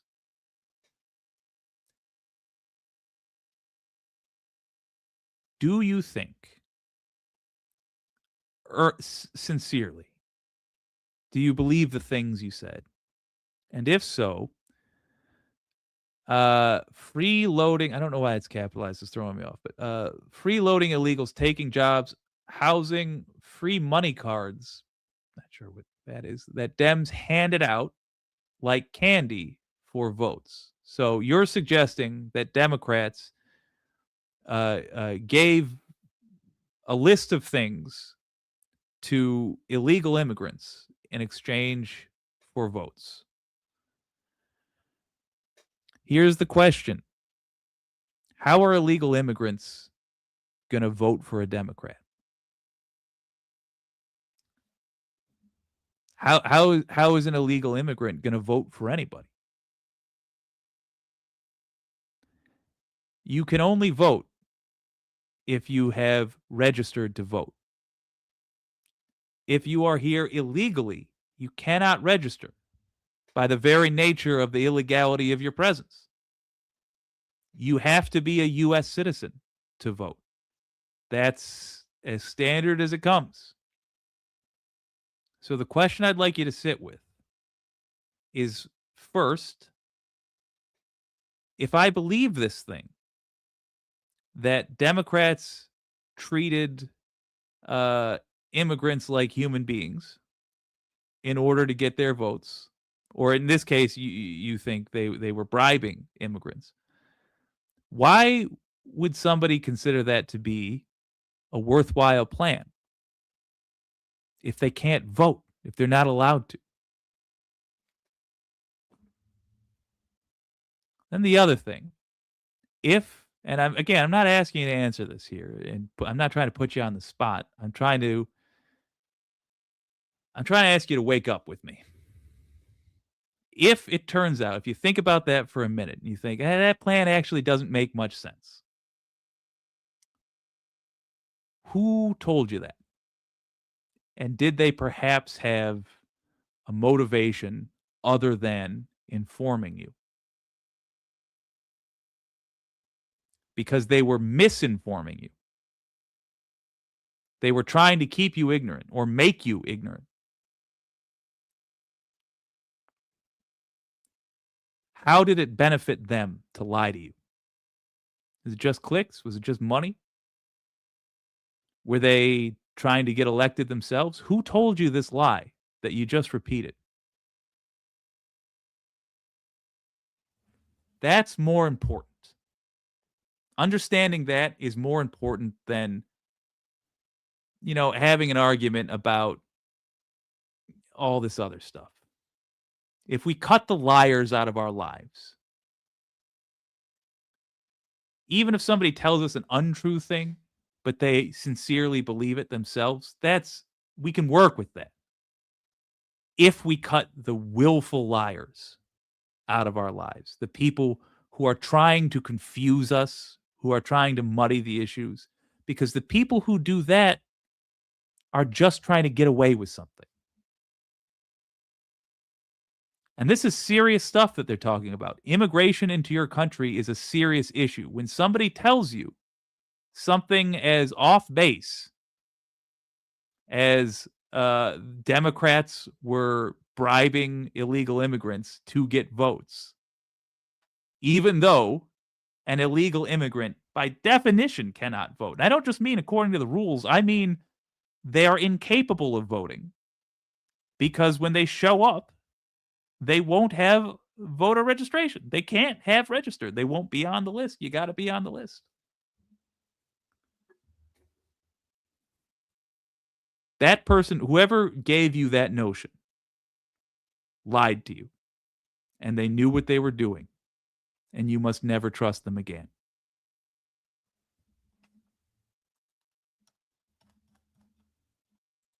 But you stuck it out. I give you credit for that. Sometimes it was hard. I remember 6 months ago, I told you to stay, just stay. Things are going to happen. You'll be very happy. I didn't know they were going to happen this fast. Who are you talking about? Venezuela is not 30 minutes from our southern border. Also, he's not a communist, Maduro. If you're talking about Cuba, that's closer, and he was a communist, Castro was. But there's no, I don't know where you're getting evil from. I think you're assuming that evil and commie is the same thing. But in reality, actual government is a mix of all sorts of governing philosophies, including socialism, capitalism, all of it. Case in point, you don't pay for your roads to get paved. The government does. You don't pay for your police, your military, your fire department.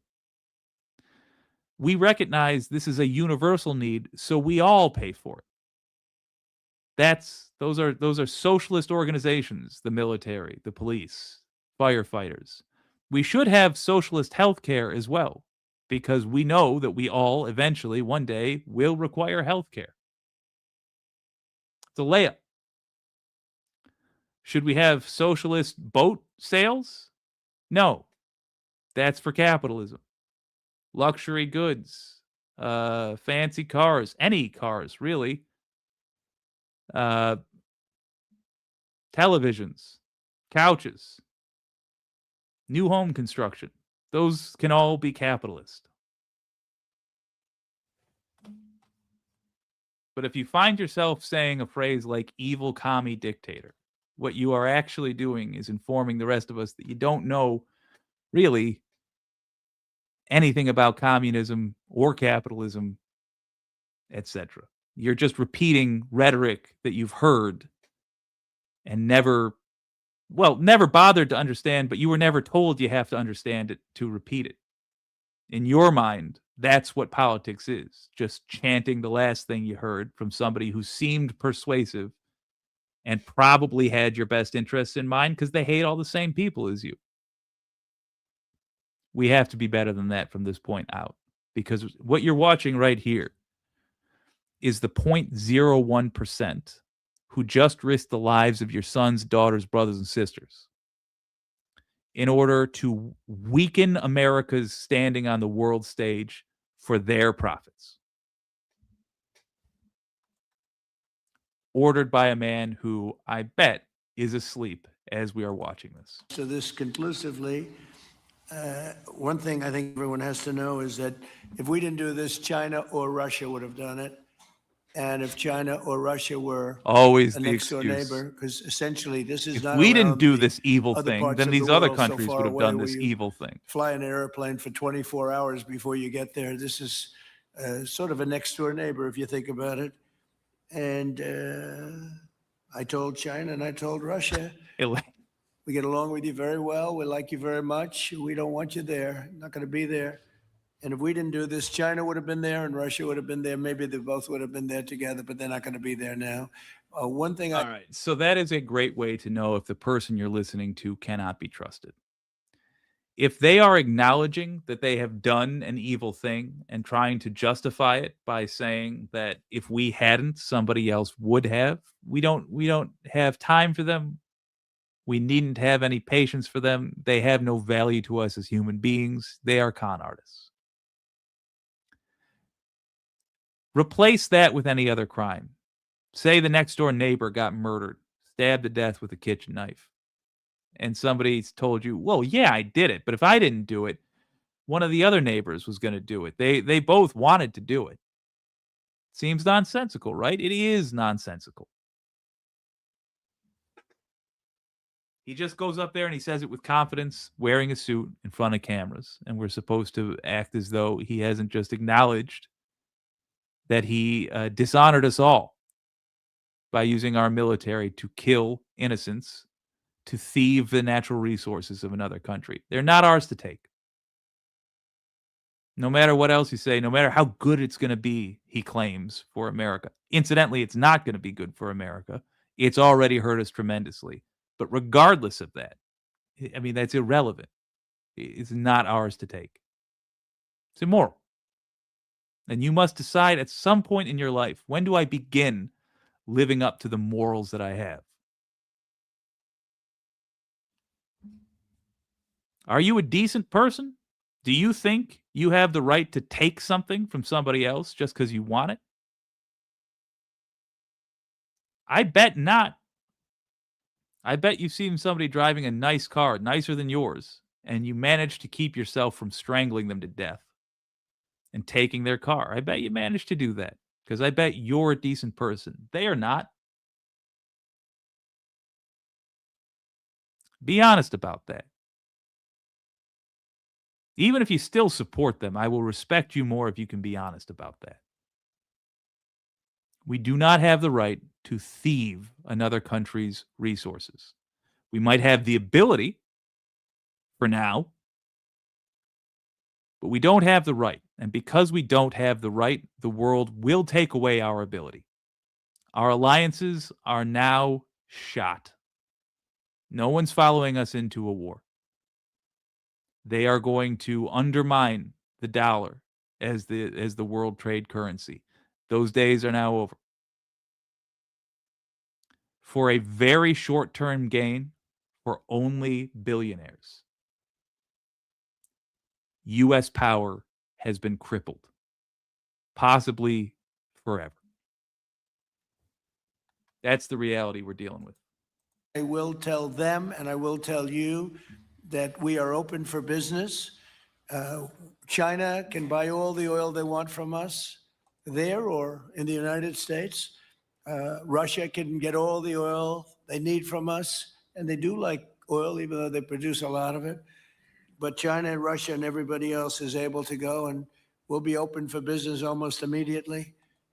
I have a feeling the $100 million will be spent $100 billion will be spent very, very rapidly by these very big, powerful, and rich companies. And I think they're going to be able to rebuild the infrastructure. And I hope it's going to be brand new as opposed to a rehab, because I know the tremendous difference between the new and the not so new in your industry. The new is much more beautiful, much better in every way, and actually much smaller. It's like everything else, gets smaller and stronger. It's a combination of smaller, better, and stronger. So I hope you're going to build all brand new stuff, rip out the old crap that's been there for so many years, and do it the right way. You're going to be there a long time. If we make a deal, you're going to be there a long time. If we don't make a deal, you won't be there at all. It's, sort of interesting. But again, China and Russia would have been there if we didn't do this. And the other thing people ask about the second wave, I don't think it's going to be necessary. We have an armada, a giant armada like nobody's ever seen in that part of the world. And it's stationed off the coast. And we are getting along so well with the people that are involved and representing Venezuela. Assuming you're saying yes, we do, when I said we don't have the right to do that. Nobody else address this person if I'm talking to him. Please and thank you. Do you really believe that? It's just me you're talking to, man. Yes, we do, and Dems can't do a single thing, and he will take on other capital D drug-infested countries, sending their drugs up to U.S., so live with it. First of all, I'm not going to live with it. What I'm going to do is work very hard to make sure that guy is out of power and goes to prison for his behavior. But second of all, be honest. You're trying to be shocking.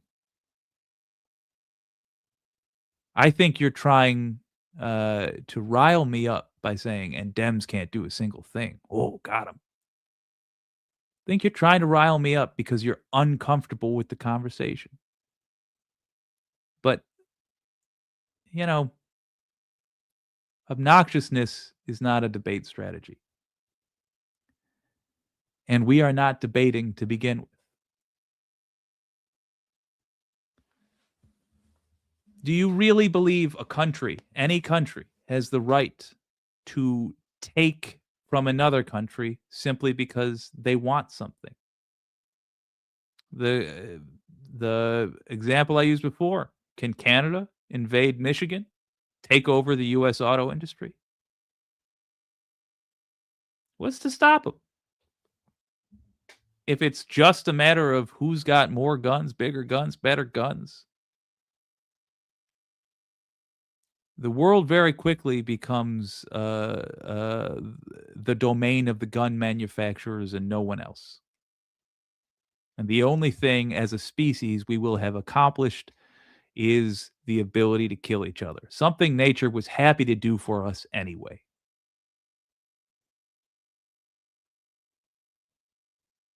I might agree with you that I don't know exactly what you're saying when you say Dems can't do a single thing, but there's very few things I think Dems can do. I want to gut this party. Odds are I hate Dems in a way that if you were to experience for just a moment, if you were to carry the hate that I do on my shoulders every day, if you were to carry it for a moment, no offense, but you would buckle. The sheer weight of my hatred for the Democrats would shock you. First three words there. You say, yes, we do. Do you really think a country has the right to invade another just to steal from it? I don't think that's the case. I see you've left another comment, but we're talking about the first three sentences of this one. Please address this. Are you saying you think that a country has the right to invade another country just because it's got something that they want? I'm taking you seriously, so be serious. What's your philosophy? There we are. Oh, wait, that's not Mad Dog or Mad Rush. Well, Mad Rush, I hope you'll answer that question. Let's do this. Gers says, we gave Venezuela an option to stop selling to China and Russia. And they thought we were bluffing. Well, maybe they thought we were civilized, which obviously was a mistake. But what do you mean we gave them an option? What options do you think Canada is giving to us as to who we sell bread to? What happens if we disobey Canada? What do you mean we gave them the option? They could sell their natural resources to whomever they please. They're not ours to bully. They're not ours to boss around. They are a different country. than us.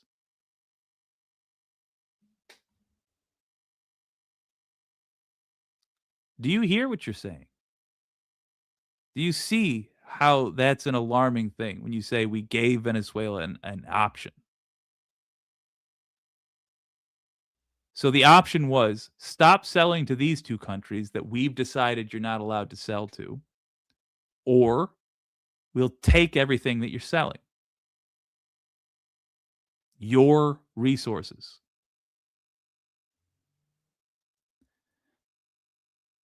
If you were a different country, if you were in a country that is near the United States as opposed to within the United States, how would you expect your country to react to that?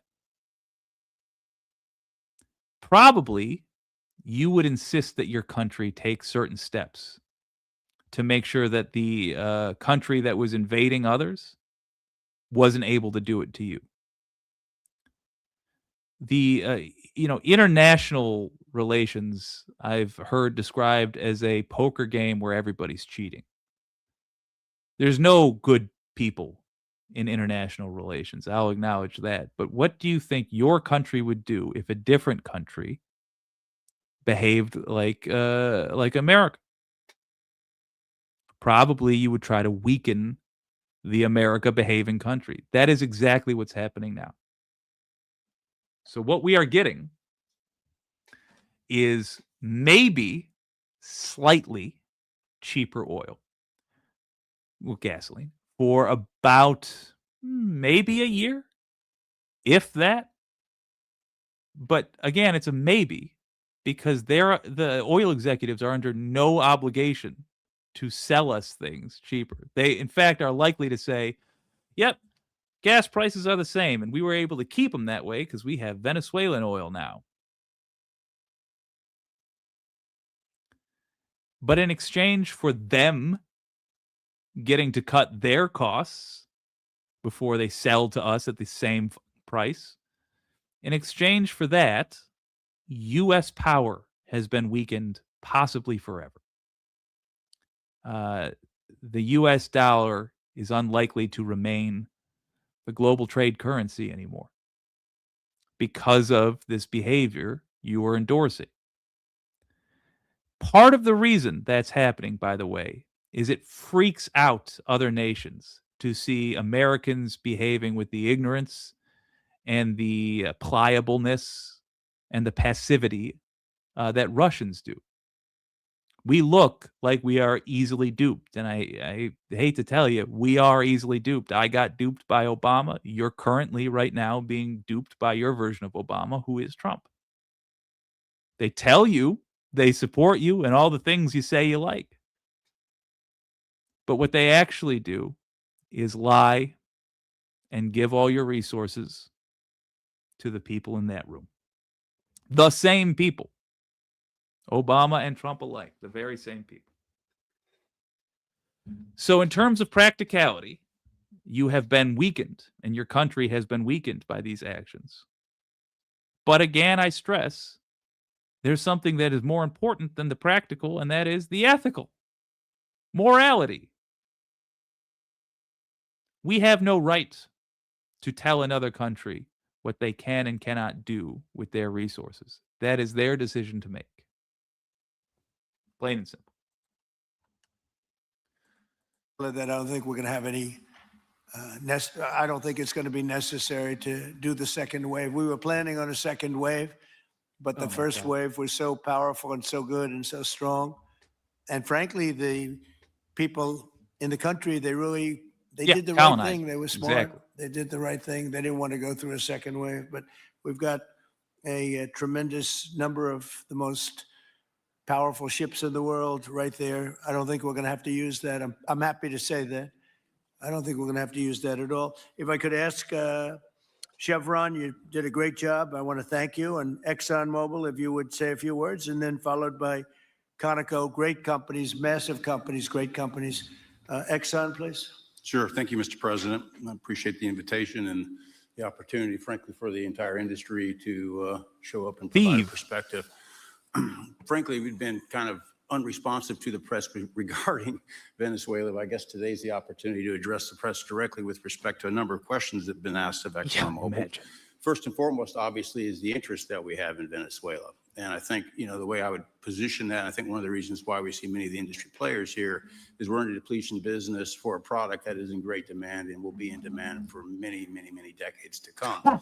And as a depletion business, the biggest challenge we have is finding resources.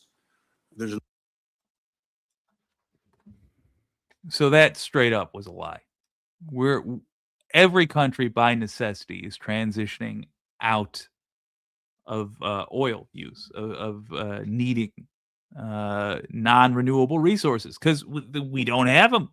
There's not enough non-renewable resources to last us all for the rest of forever. Decades and decades, he's wrong. I'm sorry, he's just straight up wrong. There's also the global warming thing, but nobody seems to care about that. Happy to let us cook. By the way, it was 50 degrees in Michigan on this lovely January day. But separate from that, we are only going to stay hooked on oil if this motherfucker keeps us hooked on oil. Just understand this is the Winston cigarettes guy telling you a couple of cigarettes a day are good for you. He's not to be trusted. An opportunity in Venezuela with all the resources there is we don't have that challenge of finding. We have the challenge of developing those resources. So I think it's in the best interest of these companies. Mad Rush. My suggestion to you is that you don't actually watch these things very seriously.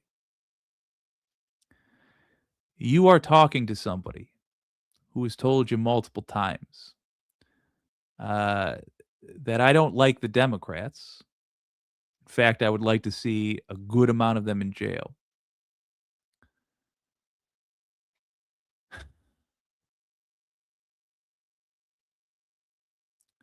What I worry about, though, is the class of people who are out here pretending to participate in these things, but actually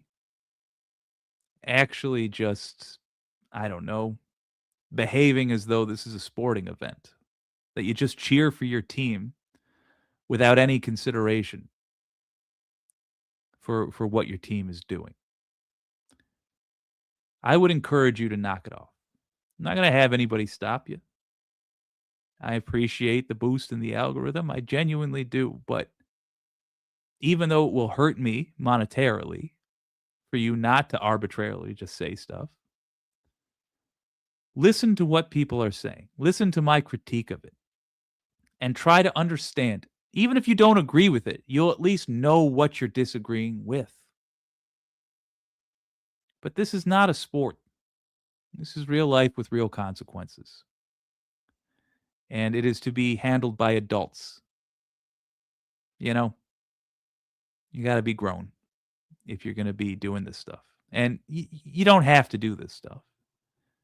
If you don't actually want to learn, if you don't actually want to listen to what these folks have to say, that's okay. You can go do other stuff. But this is not for children. I'm not saying you are a child, but I am saying you're treating this, it seems, like an opportunity to just cheer for or against a side. And the sides are not what you think they are.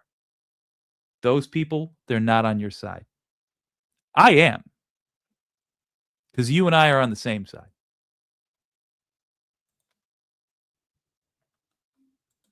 And frankly, society as a whole for the industry to be interested in understanding what the opportunity Listen to these devils just talk for a while. I'll just share a philosophy that ExxonMobil has when we enter countries because we do business all around the world. In a number of different regimes. We take a very long-term perspective. The investments that we make span decades and decades, so we do not go into any opportunity with a short-term mindset. There's a value proposition that we have to meet. It has to be a win-win-win proposition. Obviously, it has to be a win for the company and our shareholders and to generate a return for the investments that we make. It has to be a win for the government. The resources are an important source of revenue that help support the people of the places that we do business. And it has to be a win for the people. We have to be wanted there and to be a good neighbor. And those three things ensure a stable, long-term platform for the large investments that we make for the long term. With respect to Venezuela in particular, we have a very long history in Venezuela. In fact, we first got into Venezuela back in 1940s. We've had our assets seized there twice. And so you can imagine to re-enter a third time would require some pretty significant changes from what we've historically seen here and what is currently the state. If we look at the legal and commercial constructs and frameworks in place today in Venezuela, today it's uninvestable. And so significant changes have to be made to those commercial frameworks, the legal system. There has to be durable investment protections, and there has to be a change to the hydrocarbon laws in the country. We're confident that with this administration and President Trump working hand in hand with the Venezuelan government, that those changes can be put in place. So just understand what he said there. There has to be changes to the hydrocarbon laws. Those are laws to prevent global warming. Now, I know a lot of you watching probably don't believe in global warming. Let me just tell you what I think is going to happen. You don't have to agree with me, but you should know what I think is going to happen because it's an immigration problem. It was 50 degrees today. Somebody I just saw is from the UP. What's up, man? I'm actually trying to move to your area to support a candidate in your area. I'd love to talk to you. Join the Discord if you can. And you can message me directly. I am not famous. But 50 degrees, fellas, ladies, in Michigan. What do you think it's like in the global south? What's going to happen in 10 years when that temperature keeps climbing up? People are going to leave. Where are they going to leave to?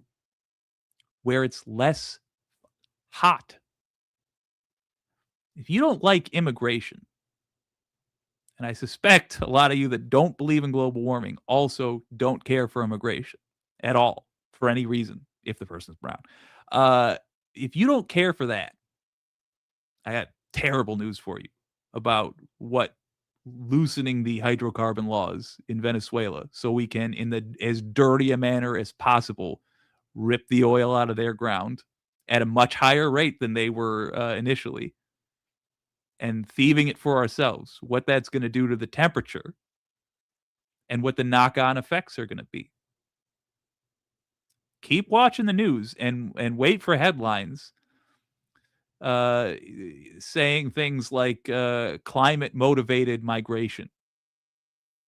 I don't know what the exact sanitized phrase they're going to land on is. But when you start hearing that, remember this conversation and that some lefty who the guy you were supporting at the time told you was doing nothing but lie to you, warned you about it, and said this would happen as a result. These people are the source of all of our problems. And maybe not all. 99% of our problems. It's literally these fuckers right there. They don't care about you. And just because they're harming people you've been told not to like, it doesn't mean they're there to help you. They are not. Again, they do not care about you. I care about you. I don't have a choice. I am you. We are much closer. I promise you I'm poorer than you, but we are much closer economically, you and me, than anyone you've ever talked to and that guy. Including if you've met a wealthy celebrity. Literally anyone you've ever had, you've been allowed in a room with, is closer to you economically than, and to me economically, than any of us are to that dude. But he's telling you, in order for me to make more profit, in order for my investment to pan out, I need to make the globe hotter. I need to be allowed to do that. So we're going to force them at gunpoint to change their laws so that you can deal with more immigration. That's what it comes down to. They won't connect those dots for you because it's not in their benefit to connect those dots. But they will tell you when those immigrants start coming that they are coming to do crime and cause trouble. And they will not mention the fact that they themselves caused the immigration. And with respect to the Venezuelan government, that perspective we don't have the view on. Oh, now that's true. Hold on. I've been waiting to agree with you. Dems don't care about you, true. And many want to bring America down and turn it into a third world country. Less true? That's kind of nonsensical, is the problem. I would say they don't want to bring America down or turn it into a third world country. It's that they don't care if they bring America down and turn it into a third world country. You understand the difference? Correct. Dems don't care about us. Fully agreed. But the suggestion that they want to bring America down or turn it into a third world country, that comes from rhetoric you've heard from liars. Why would they want to do that? They're in America. It's that they don't care if that's a consequence of their actions. And the reason that you've been misled on that last part, that it's their desire to bring down America, it's because that they have the same motivations as your folks. Right now, most of our political parties are just swamp creatures. I'm sorry. I know you were hoping for something different based on his rhetoric, but Trump is one of them. And listen, I can sympathize with that. I can empathize with that. I can feel exactly how that feels, even though I was never a supporter of Trump, because it happened to me 8 years prior to 2016. This was Obama. What I'm seeing happen to you all right now is Obama, and you have an opportunity to rise where we instead fell. I'm willing to give. This is a gift from the far left to the far right. I'm willing to give you this gift of the ability to not fuck up the same way we did. Let me tell you what happens if you don't accept this gift of what to do now as your supposed guy is in charge. Let me tell you what happens when you fail to do that. You get Jeb Bush. You remember Jeb? Exclamation point, Jeb? George Bush's brother? The presumptive nominee until Trump beat his ass? You remember that guy? He's basically identically Joe Biden. Their policy differences are non-existent. They're both center conservative political figures. You will get a polite, rule-following fucking bandit, because the whole country will say, well, the far right had their chance with Trump, and we didn't get any of the stuff that was promised.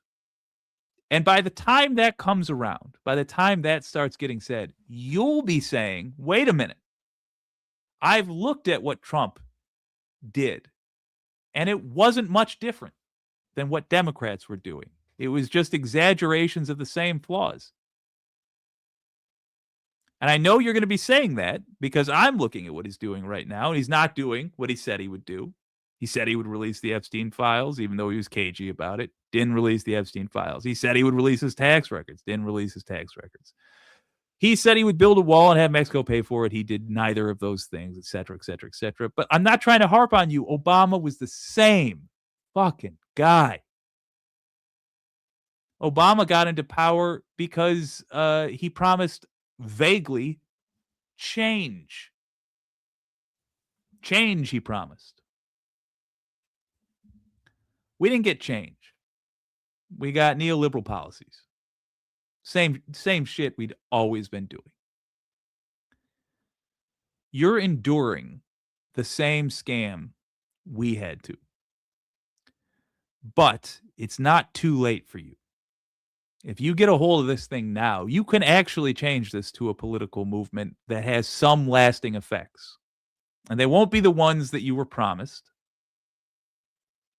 Mostly because Trump was promising to solve non-existent problems, like uncontrolled migration. I'm sorry. I know you hear about it all the time. It's just not happening. We have one problem with migration, and that is a lack of judges to process immigrants. That's it. All the other problems come from the mishandling of the secondary effects of not having enough judges to hear cases, to decide should someone be in our country or should they not. You've been lied to. But there is an opportunity for change. And that is if you simply start being critical of your guy. Be willing to scare him. Be willing to acknowledge out loud when he's fucking you over. And he is fucking you over. If you're on the very extreme end, let me point out that on his way out of office last time, he had an opportunity to pardon J6ers. He could have done it right then, spared them all that prison time that they served. He didn't do it then, did he? He waited till he was back in office. Why not? Why not? Well, because it would have put him in danger. It would have been an act of courage for him to say, world, judge me if you will, but I'm pardoning these people who rioted on my behalf. He didn't do that because he doesn't care about you. And he relies on you irrationally defending him. And I'm not saying it's just you. I irrationally defended Obama up until like the last day he was in office. Realistically, up until his last year of being in office and like the 6-month mark before he left, I was irrationally defending Obama. And it's not because there was evidence that he was going to do any of the things that he had promised, but because I so badly wanted it to be true that he gave a shit. The political whiplash you will experience if you don't start holding this guy accountable will doom your party. I frankly want the Republican and the Democratic parties to die. I would like to see them utterly washed away and replaced. But I am willing to deal with just the Democrats going away if it means that you all actually took control of the Republican Party.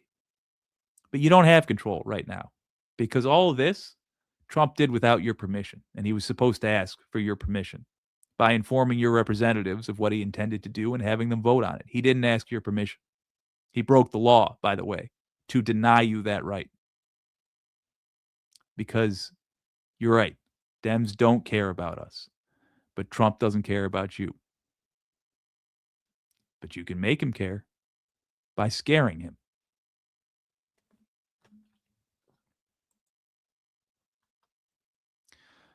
Mr. Alvarez, I do appreciate the boost in the algorithm, but please no spamming.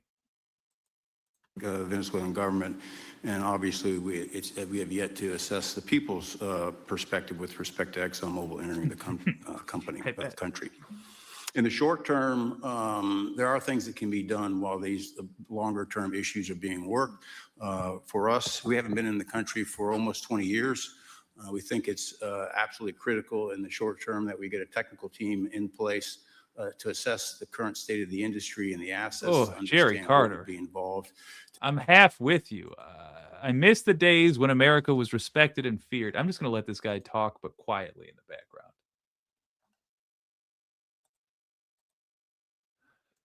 background. Jerry Carter says, I miss the days when America was respected and feared. Nations trembled at the mention of our name. We had the power to shape society to our will. Look, you shouldn't want to be feared. Why should any country fear a decent country? Why should any country, any people fear the good guys?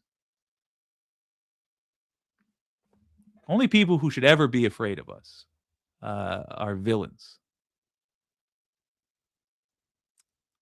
And heroes should not pine for that. Now, respect, I agree.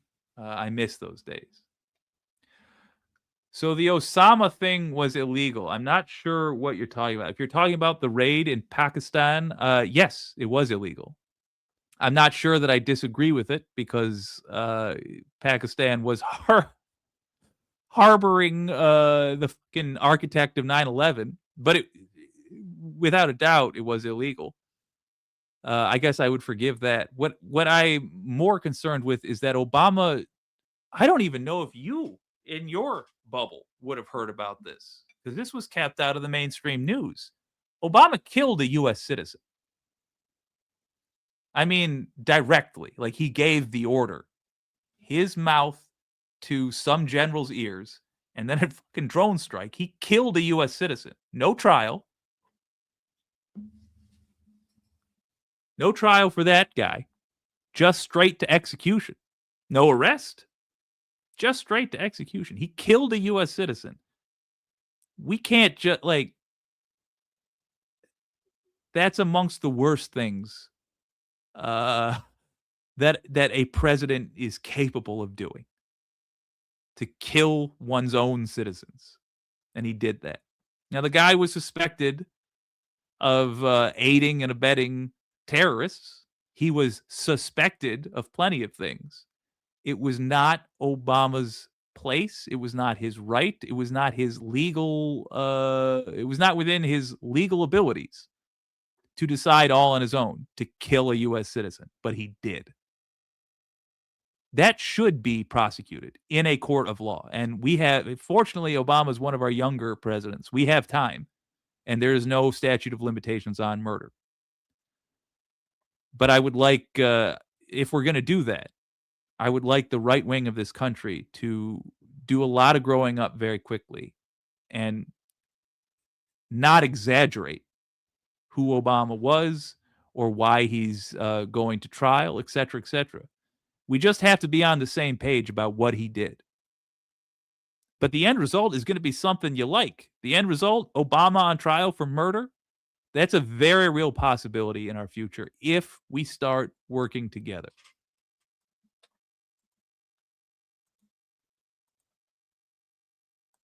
Correct. I am not bright.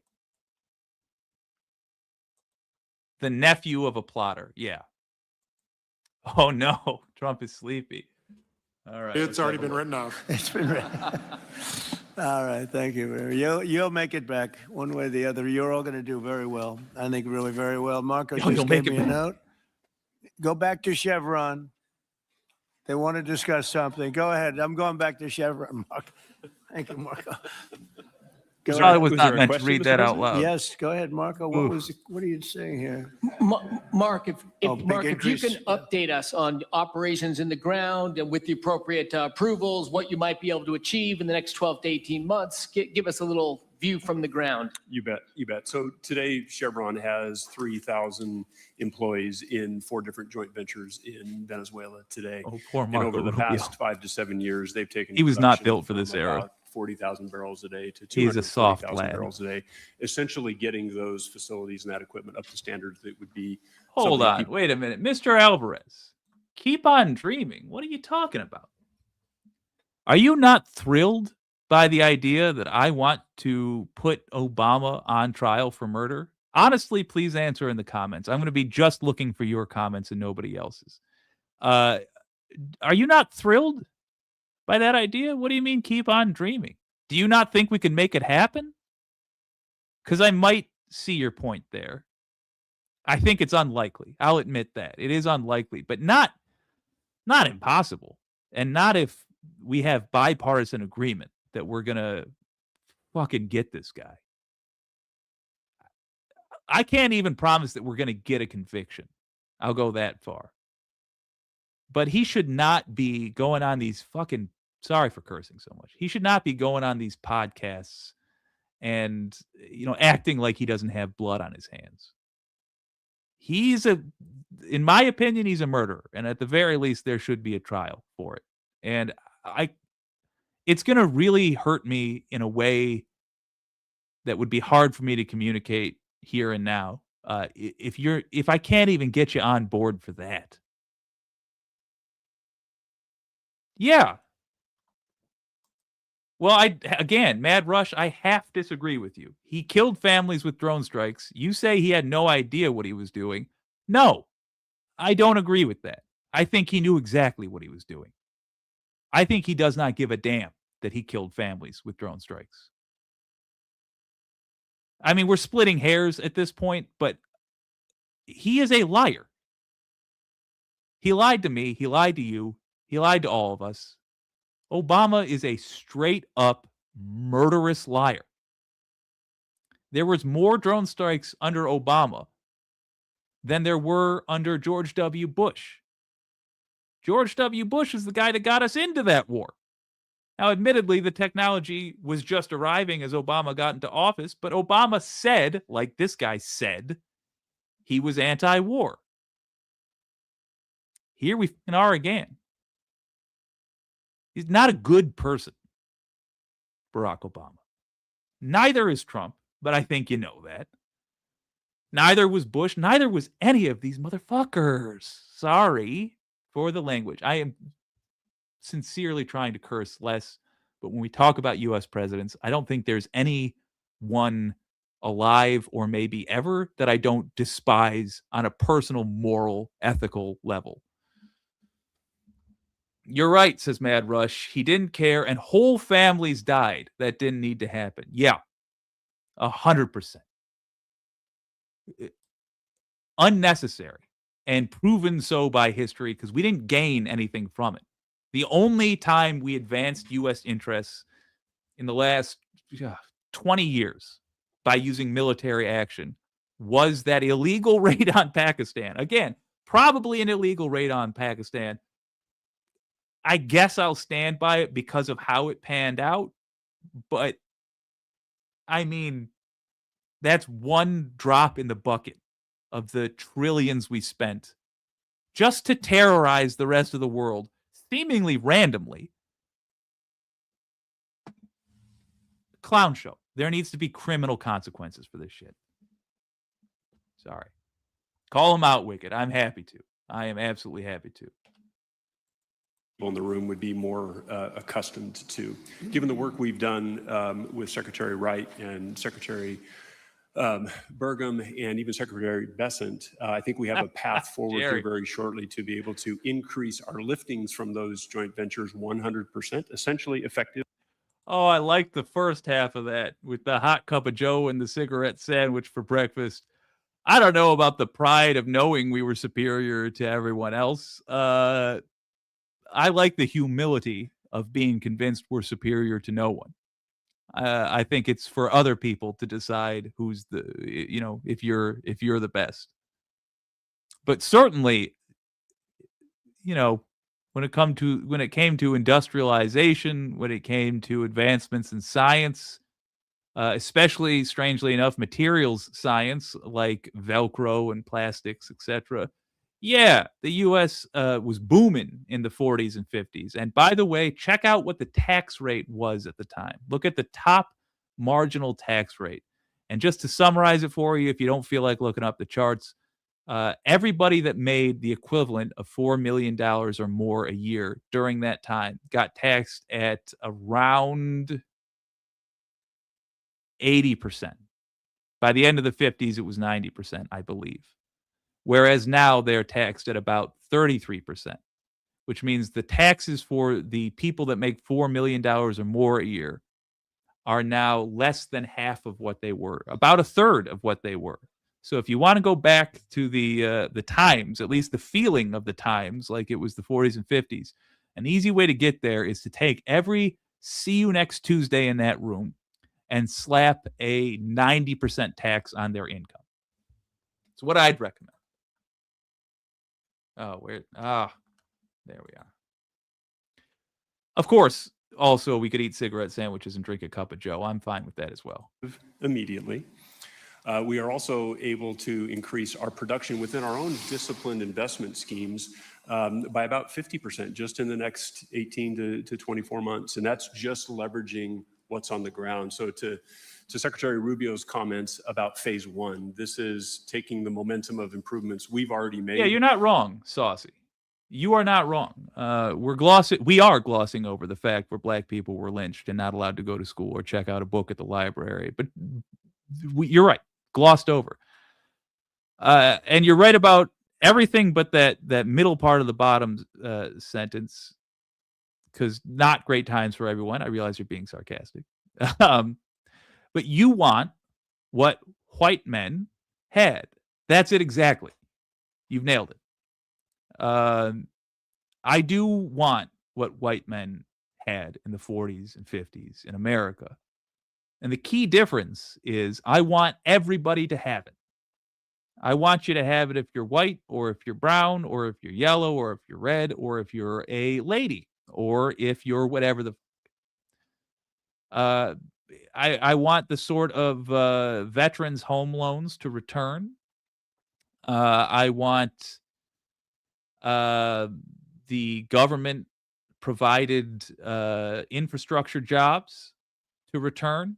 We, at one point in this country, had to build all of those highways that we're driving around on now. I want the same thing, but for electric car charging stations. I want the same thing, but for solar plants. I want the same thing, but for, I don't know, a train system going between all major cities. Yeah. So, I mean, you're correct at pointing out the woes of U.S. society at the time. No argument there. I'd be a fool to try. But the key difference is that what I want from those days is for the same benefits to the economic class I'm a part of, which is to say the fucking bottom of the barrel, but given to everybody. And thank you for pointing that out. There locally and building on those and creating more momentum for the people of Venezuela. Do you think you have an advantage being there? It's, you've been there by the skin of your teeth. It's been tough for you to be there. But do you think you have an advantage over the other people in this room by the fact that you are there? Yeah, I think there are, Mr. President, I think there would be days where it didn't feel like an advantage, and there are days where it does feel like an advantage. But having people on the ground today that care desperately about the people of Venezuela, Sorry, I'm just and know laughing how to because operate the assets, that's not something he would have wanted said Would you say directly. the best locations are available, or would you say the best locations are already sort of worked, even though they're in very bad shape? The best locations for finding oil, the best locations for oil. There are more opportunities than not, Mr. President. With 300 billion barrels of reserves and resources in country, there are lots of opportunities for many companies. Will you be building new, or will you be using the old infrastructure that you have?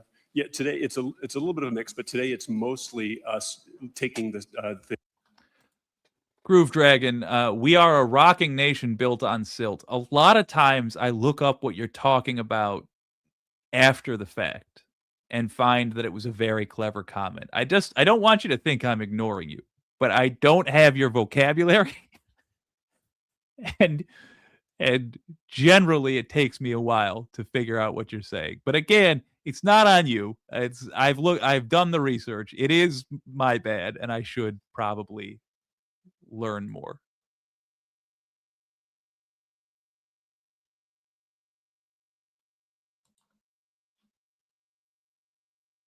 For what you've done here, taking this despot out of that area, and the world dealt with him way too long.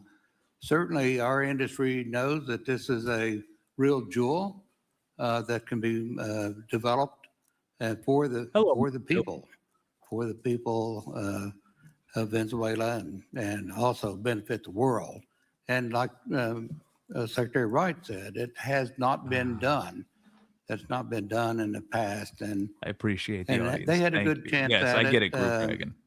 Brought someone in that totally took it down, as everybody knows here, and that was Chavez, and we know what happened to him finally. But Okay, Out of curiosity, do any of you know why Hugo Chavez was so hated by the United States?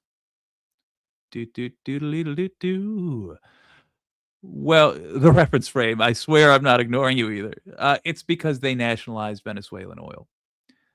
Nationalization tends to happen in countries that do exporting as a major part of their economy. For the same reason, it's sort of inevitable that healthcare gets nationalized in civilized countries. It's once it becomes something that everybody depends on. In this case, the sale of oil, or for them, the sale of oil. Uh, the conversation must turn to how do we divide this up equally? It's that simple. So with healthcare, we know all of us need it. Inevitably, the question will become, how do we ensure we all get it? Chavez did, in other words, basically what was inevitable in his country. He's talked about like he's a revolutionary, but if it were not him, it would have been whoever else was in power at the time.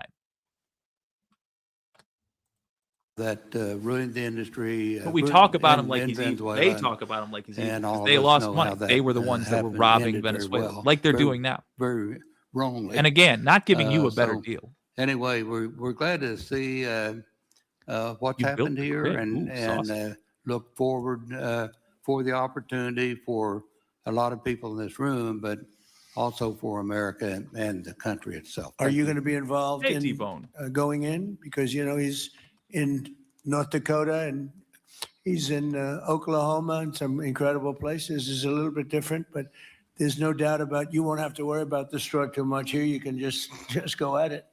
Are you going to be one of the participants? Well, certainly, you know, I'm an oil finder, like you said.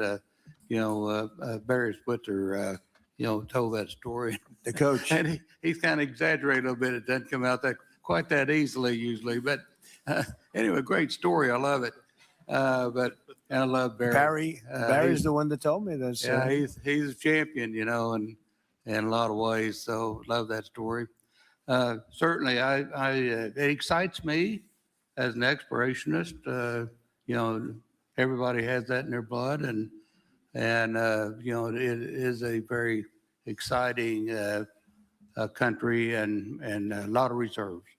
And so it's got its challenges, and the industry knows how to handle that. And like Darren said, you know, you go into your eyes open and do the best you can with the team you got. So well, you're going to have something that they never had really here is tremendous security. You're going to be very secure, very safe, physically safe, in addition to financially safe. So it's good to see you, Harold. Thank you very much. Does anybody have anything to say before we get to the press? What does Cuba have to do to avoid the same fate as Venezuela? What does Cuba have to do? Well, Cuba's in bad shape. Cuba relied on Venezuela for oil and for money. And nobody really knows what's going to happen with Cuba. They're doing very poorly. They're really third world all the way. And we have a lot of great Cuban Americans. And I would say Marco fits very solidly into that category. And I might ask you to say a few words about, we were discussing it before, Cuba is a very different. Quick reminder, his brother-in-law is a Cuban drug dealer. I believe there's an article in 2011, 2017, I don't remember, a few years ago that came out that exposed the guy as a Cuban drug dealer. And Marco Rubio's first job, working for his brother-in-law. They don't have energy, they don't have oil, but they would live off of the oil from Venezuela. But he's a Secretary of Defense. What they do have is very strong people and very powerful people militarily, and they would protect the people running Venezuela, and they would take money from Venezuela. Now they don't have that. They won't be taking in any money. Correct. So, yeah. Marco, he's very. Well, I mean, he's the old fundamental problem GOP. with Cuba is that it's run by incompetent people that don't know what an economy looks like, much less a functioning one. They've made a choice, and that is they would rather have political control over the people than they would have an economy that functions. And they've gotten away with it for 60-something years because they've had donors, the Soviet Union, and now most recently Venezuela. But that's now gone. So Here's my question. If you only care about America, if you are, let's say, I don't know, America first, why pick a fight with a country that's suffering? If you don't give a fuck about Cuba, one way or the other, why pick a fight? Why not just let them suffer? Keep your mouth shut. Say, well, we're not going to give them a good deal on the oil, but that's because they don't play ball with us. So what can you do? Next question. Why would you do this whole thing with the grandstanding? Probably because they want to rile people up and be able to threaten Cuba with violence. From the folks that told you they were for no new wars.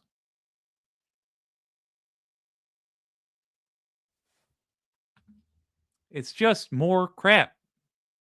This is Obama drone striking a U.S. citizen, as another viewer pointed out, blowing up families. They're playing games with our resources.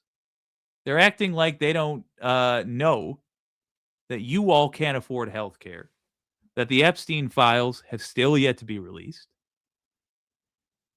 that our infrastructure in the nation is crumbling. There are power lines on rotting poles sagging over our streets, but they're playing games in the backyard. There's no strategic reason in the modern world to do any of this stuff, and they know that. There are profit-based reasons for individual companies who bribe these people. If you're not aware, by the way, Trump's net worth has doubled in his first year of his second term. Let me say that again.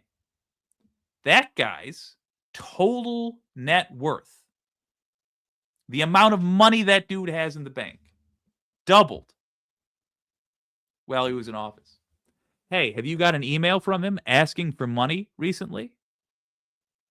Did you know that he made $4 billion last year based off of his actions in office? Why is he asking you for money?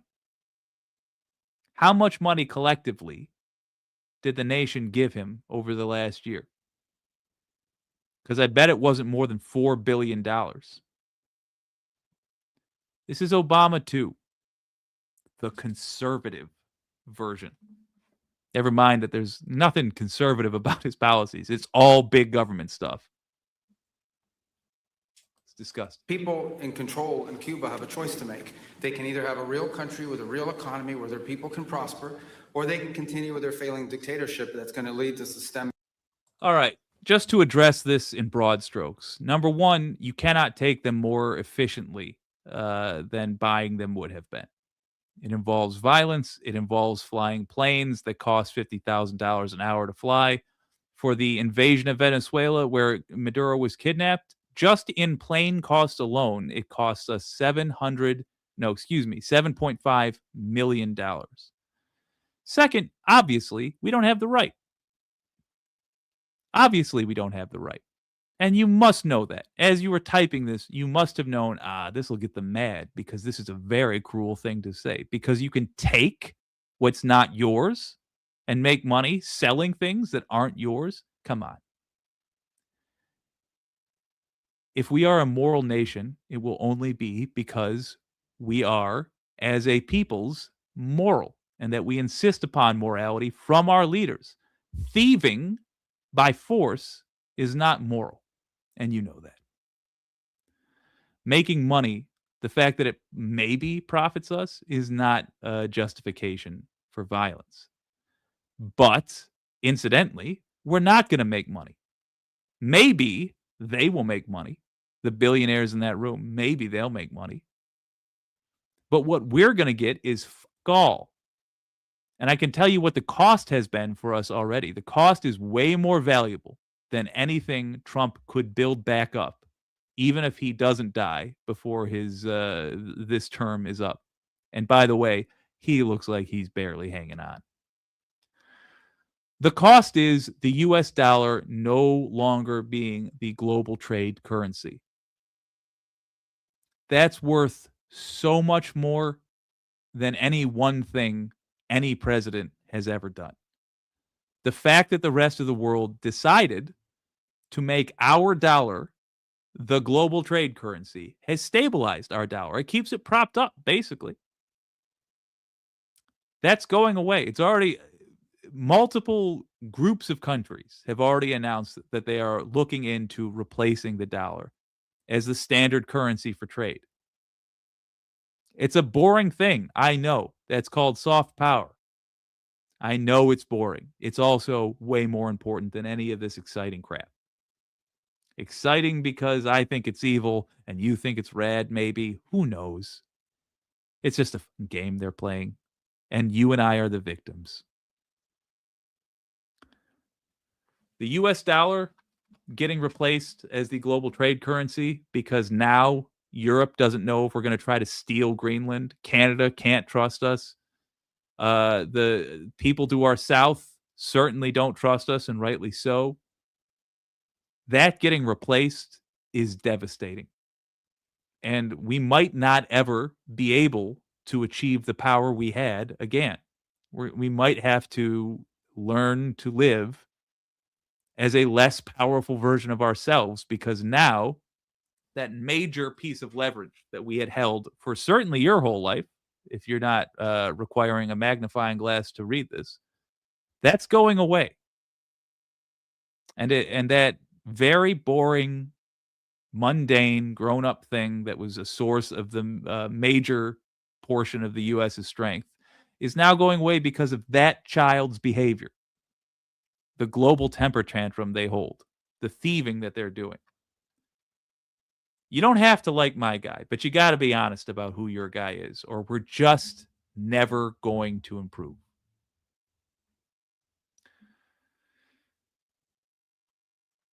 Now, this is important. Saucy Seawitch says, well, as a Canadian, I have never trusted the American government because manifest destiny is never off the table. Apparently, you were right. Even with Democrats. Do you see? This is not a Democrat-Republican thing. This is an us versus them thing. Us versus them. If it was Joe Biden sitting there, it would be no different. If it was Obama sitting there, it would be no different. If it was Bush, any of them. Fuck them. We got to start being honest about this. He is not single-handedly preventing World War III. He is starting it. And you must know that that's true. You don't prevent a war by invading a country, my friend. That is a lie that they enjoy trying to get you to tell. Yeah, we lost a ton of soft power. Making societal collapse. That's a very stark and dramatic choice, and it's one we hope to make the right one. We don't have an interest in. Hold up, let me address this. Kindian says he must be removed by any means, and then emphasizes any. I don't agree with that. We can't wait for a sniper on a rooftop to save us, and we have to hope that we act before a crazy on a rooftop takes this opportunity away from us. If that happens, or if God reaches down and gives this man an aneurysm, we're screwed for a generation. And the reason why is this needs to be handled in court. We need to take responsibility for this. Not some random act of violence, not some medical catastrophe. This is our responsibility to deal with in a court of law. Because if that happens, if he expires before we have him in a court of law, then he will have set a precedent that a president can behave this way and go unpunished by a judge. And would you want to see someone as murderous as Obama, and let's be honest, as competent as Obama, with the leash off to that degree? I would not. I wouldn't want to see a George W. Bush who thinks that this few laws applies to him. No, we have to take responsibility for it. Republicans and Democrats have to demand this guy, most of his administration, et cetera, face criminal trials for a lot of the stuff that they've done. And what I offer to you is equal measures on our side. I am happy to have just as many Democrats go to trial. In fact, I'll double you. I'll say twice as many Democrat presidents going to trial for the evils they've done. Clinton being a diddler, which I think is pretty well clear at this point. Obama being a murderer. Yeah, I'm happy for them to go to trial, criminal trial, so long as we're also saying this dude who tried to get us into war, who ordered military action without notifying Congress, also goes to trial. It's got to happen because we let these people make us angry with each other. We let them get us to try to goad each other into pointless arguments. And while you and I are arguing, they're robbing both of us. It's happening literally right now. Destabilize Cuba, but that would be their fault because they refuse to allow the people of Cuba to have either economic or political freedom, for that matter. And you have a lot of people. Not one person was killed or harmed by the U.S. going into Venezuela, and not Maduro is going to trial. And I'm going to assume you meant and Maduro is going to trial. What are you talking about? We killed at least 100 people. Did you not see the explosions? Hold on.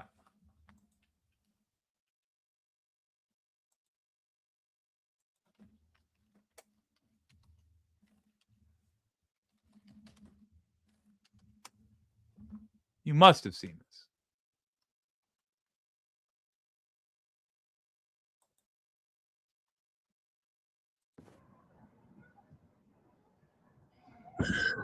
Love.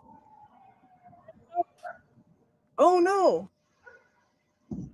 Look at that. Yeah, every time you see a big boom, it's because they're aiming at something and they're killing people. Look at that.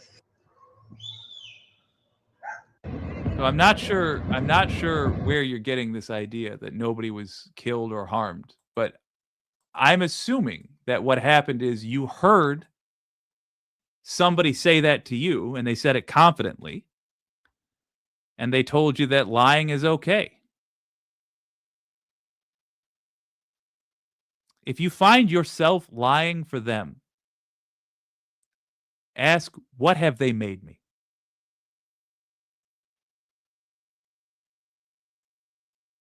What have they made me? If you found yourself lying for a politician, what have they made you? When you were a kid, did you think that you'd be the sort of person that tells lies for a politician? Did you know you were lying?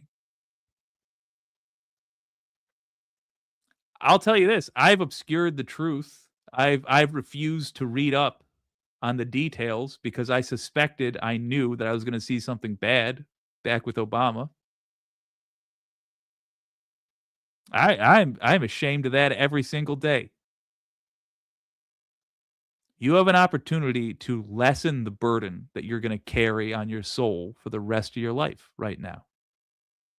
Right now, you can make the whole rest of your life easier by being honest. Just be honest. Understand that they would not do the same for you, and you gain nothing by lying for them. People in this country that want to go back to Cuba and help Cuba. A lot of people have left, they came in penniless, they didn't have anything, and they become very rich people in our country, and they want to very much go back and help Cuba. So that's something that Cuba has that a lot of other places don't have. Peter? President Trump, thank you. I do want to ask you about Minnesota, but first, just more on topic. President Zelensky said that he was watching with the rest of the world as you made this order to go and capture Nicolas Maduro. And he said, if that's how it works with dictators, then the United States knows what to do next. Sounds like he wants you to go and capture Vladimir Putin. Would you ever order a mission to go and capture Vladimir I would. Putin? Let's pause. Well, I don't think it's going to be necessary. I would actually respect that. I think that's one of the good uses of the U.S. military would be to engage Russian forces in Ukraine to kick them out. I'm not saying that's what I would do if I were in the Oval Office. I, on general principle, don't believe that killing people actually solves long-term problems. But if a president did that, I would actually see the logic there. I would see the logic. Necessary. I think we're going to have I've always had a great relationship with him. No, I'm he is very not. disappointed. I settled 8 wars. I thought this would be in the middle of the pack or He's been saying that a lot, and I think this is the last thing I want to talk about. When he lies to you like this, that should affect how you view everything else he says. He just said he settled 8 wars. What does that even mean? Can you name the 8 wars? Oh, wait a minute. What the fuck? Certainly he doesn't include Israel-Palestine in there because Israel never stopped killing Palestinians. USA can't fight Russia. Russia is a bunch of pussies, to be blunt with you. They are so corrupted in Russia. They are so controlled by the oligarchy that some of their tanks don't even have the explosive armor on the exterior to stop armor-piercing rounds. They just have, and this is literal, sacks full of paper. They just had stuffing put on the side like a parade float, turning it from a tank to a tank-shaped vehicle. What do you mean USA can't fight Russia? One thing I'm not confident of a lot in this world. I am confident that the U.S. military is a bloated monstrosity that can chew up Russia and spit it out. Comrade. Now, I know that the Russian web brigade, those evil cunts who I am actively searching out at all times and doing my best to get killed in their own country. Those, I know it's against my morals, but I do hate them that much. Those people are Russia's best weapon right now. I'll give them that credit. I'll give you that salute. However, they're a failing weapon because the Americans, well, we're catching on to when we have Russian infiltrators in here spreading propaganda. And let me tell you, if we catch you, you're not going back to Russia. I'm getting a little crazy. Oh, yeah. Oh, I sure do. I sure do. You should talk to me about it in Detroit, Michigan. Go to the Discord. Look me up. I'm not popular. I will definitely write you back and make arrangements. This has been WYCD Wicked. I might watch the rest of this, but I think you all got the idea. This has been WYCD Wicked. That stands for What You Can Do. My name's Jake, and I'll see you anytime, anywhere, you Ruski fucks.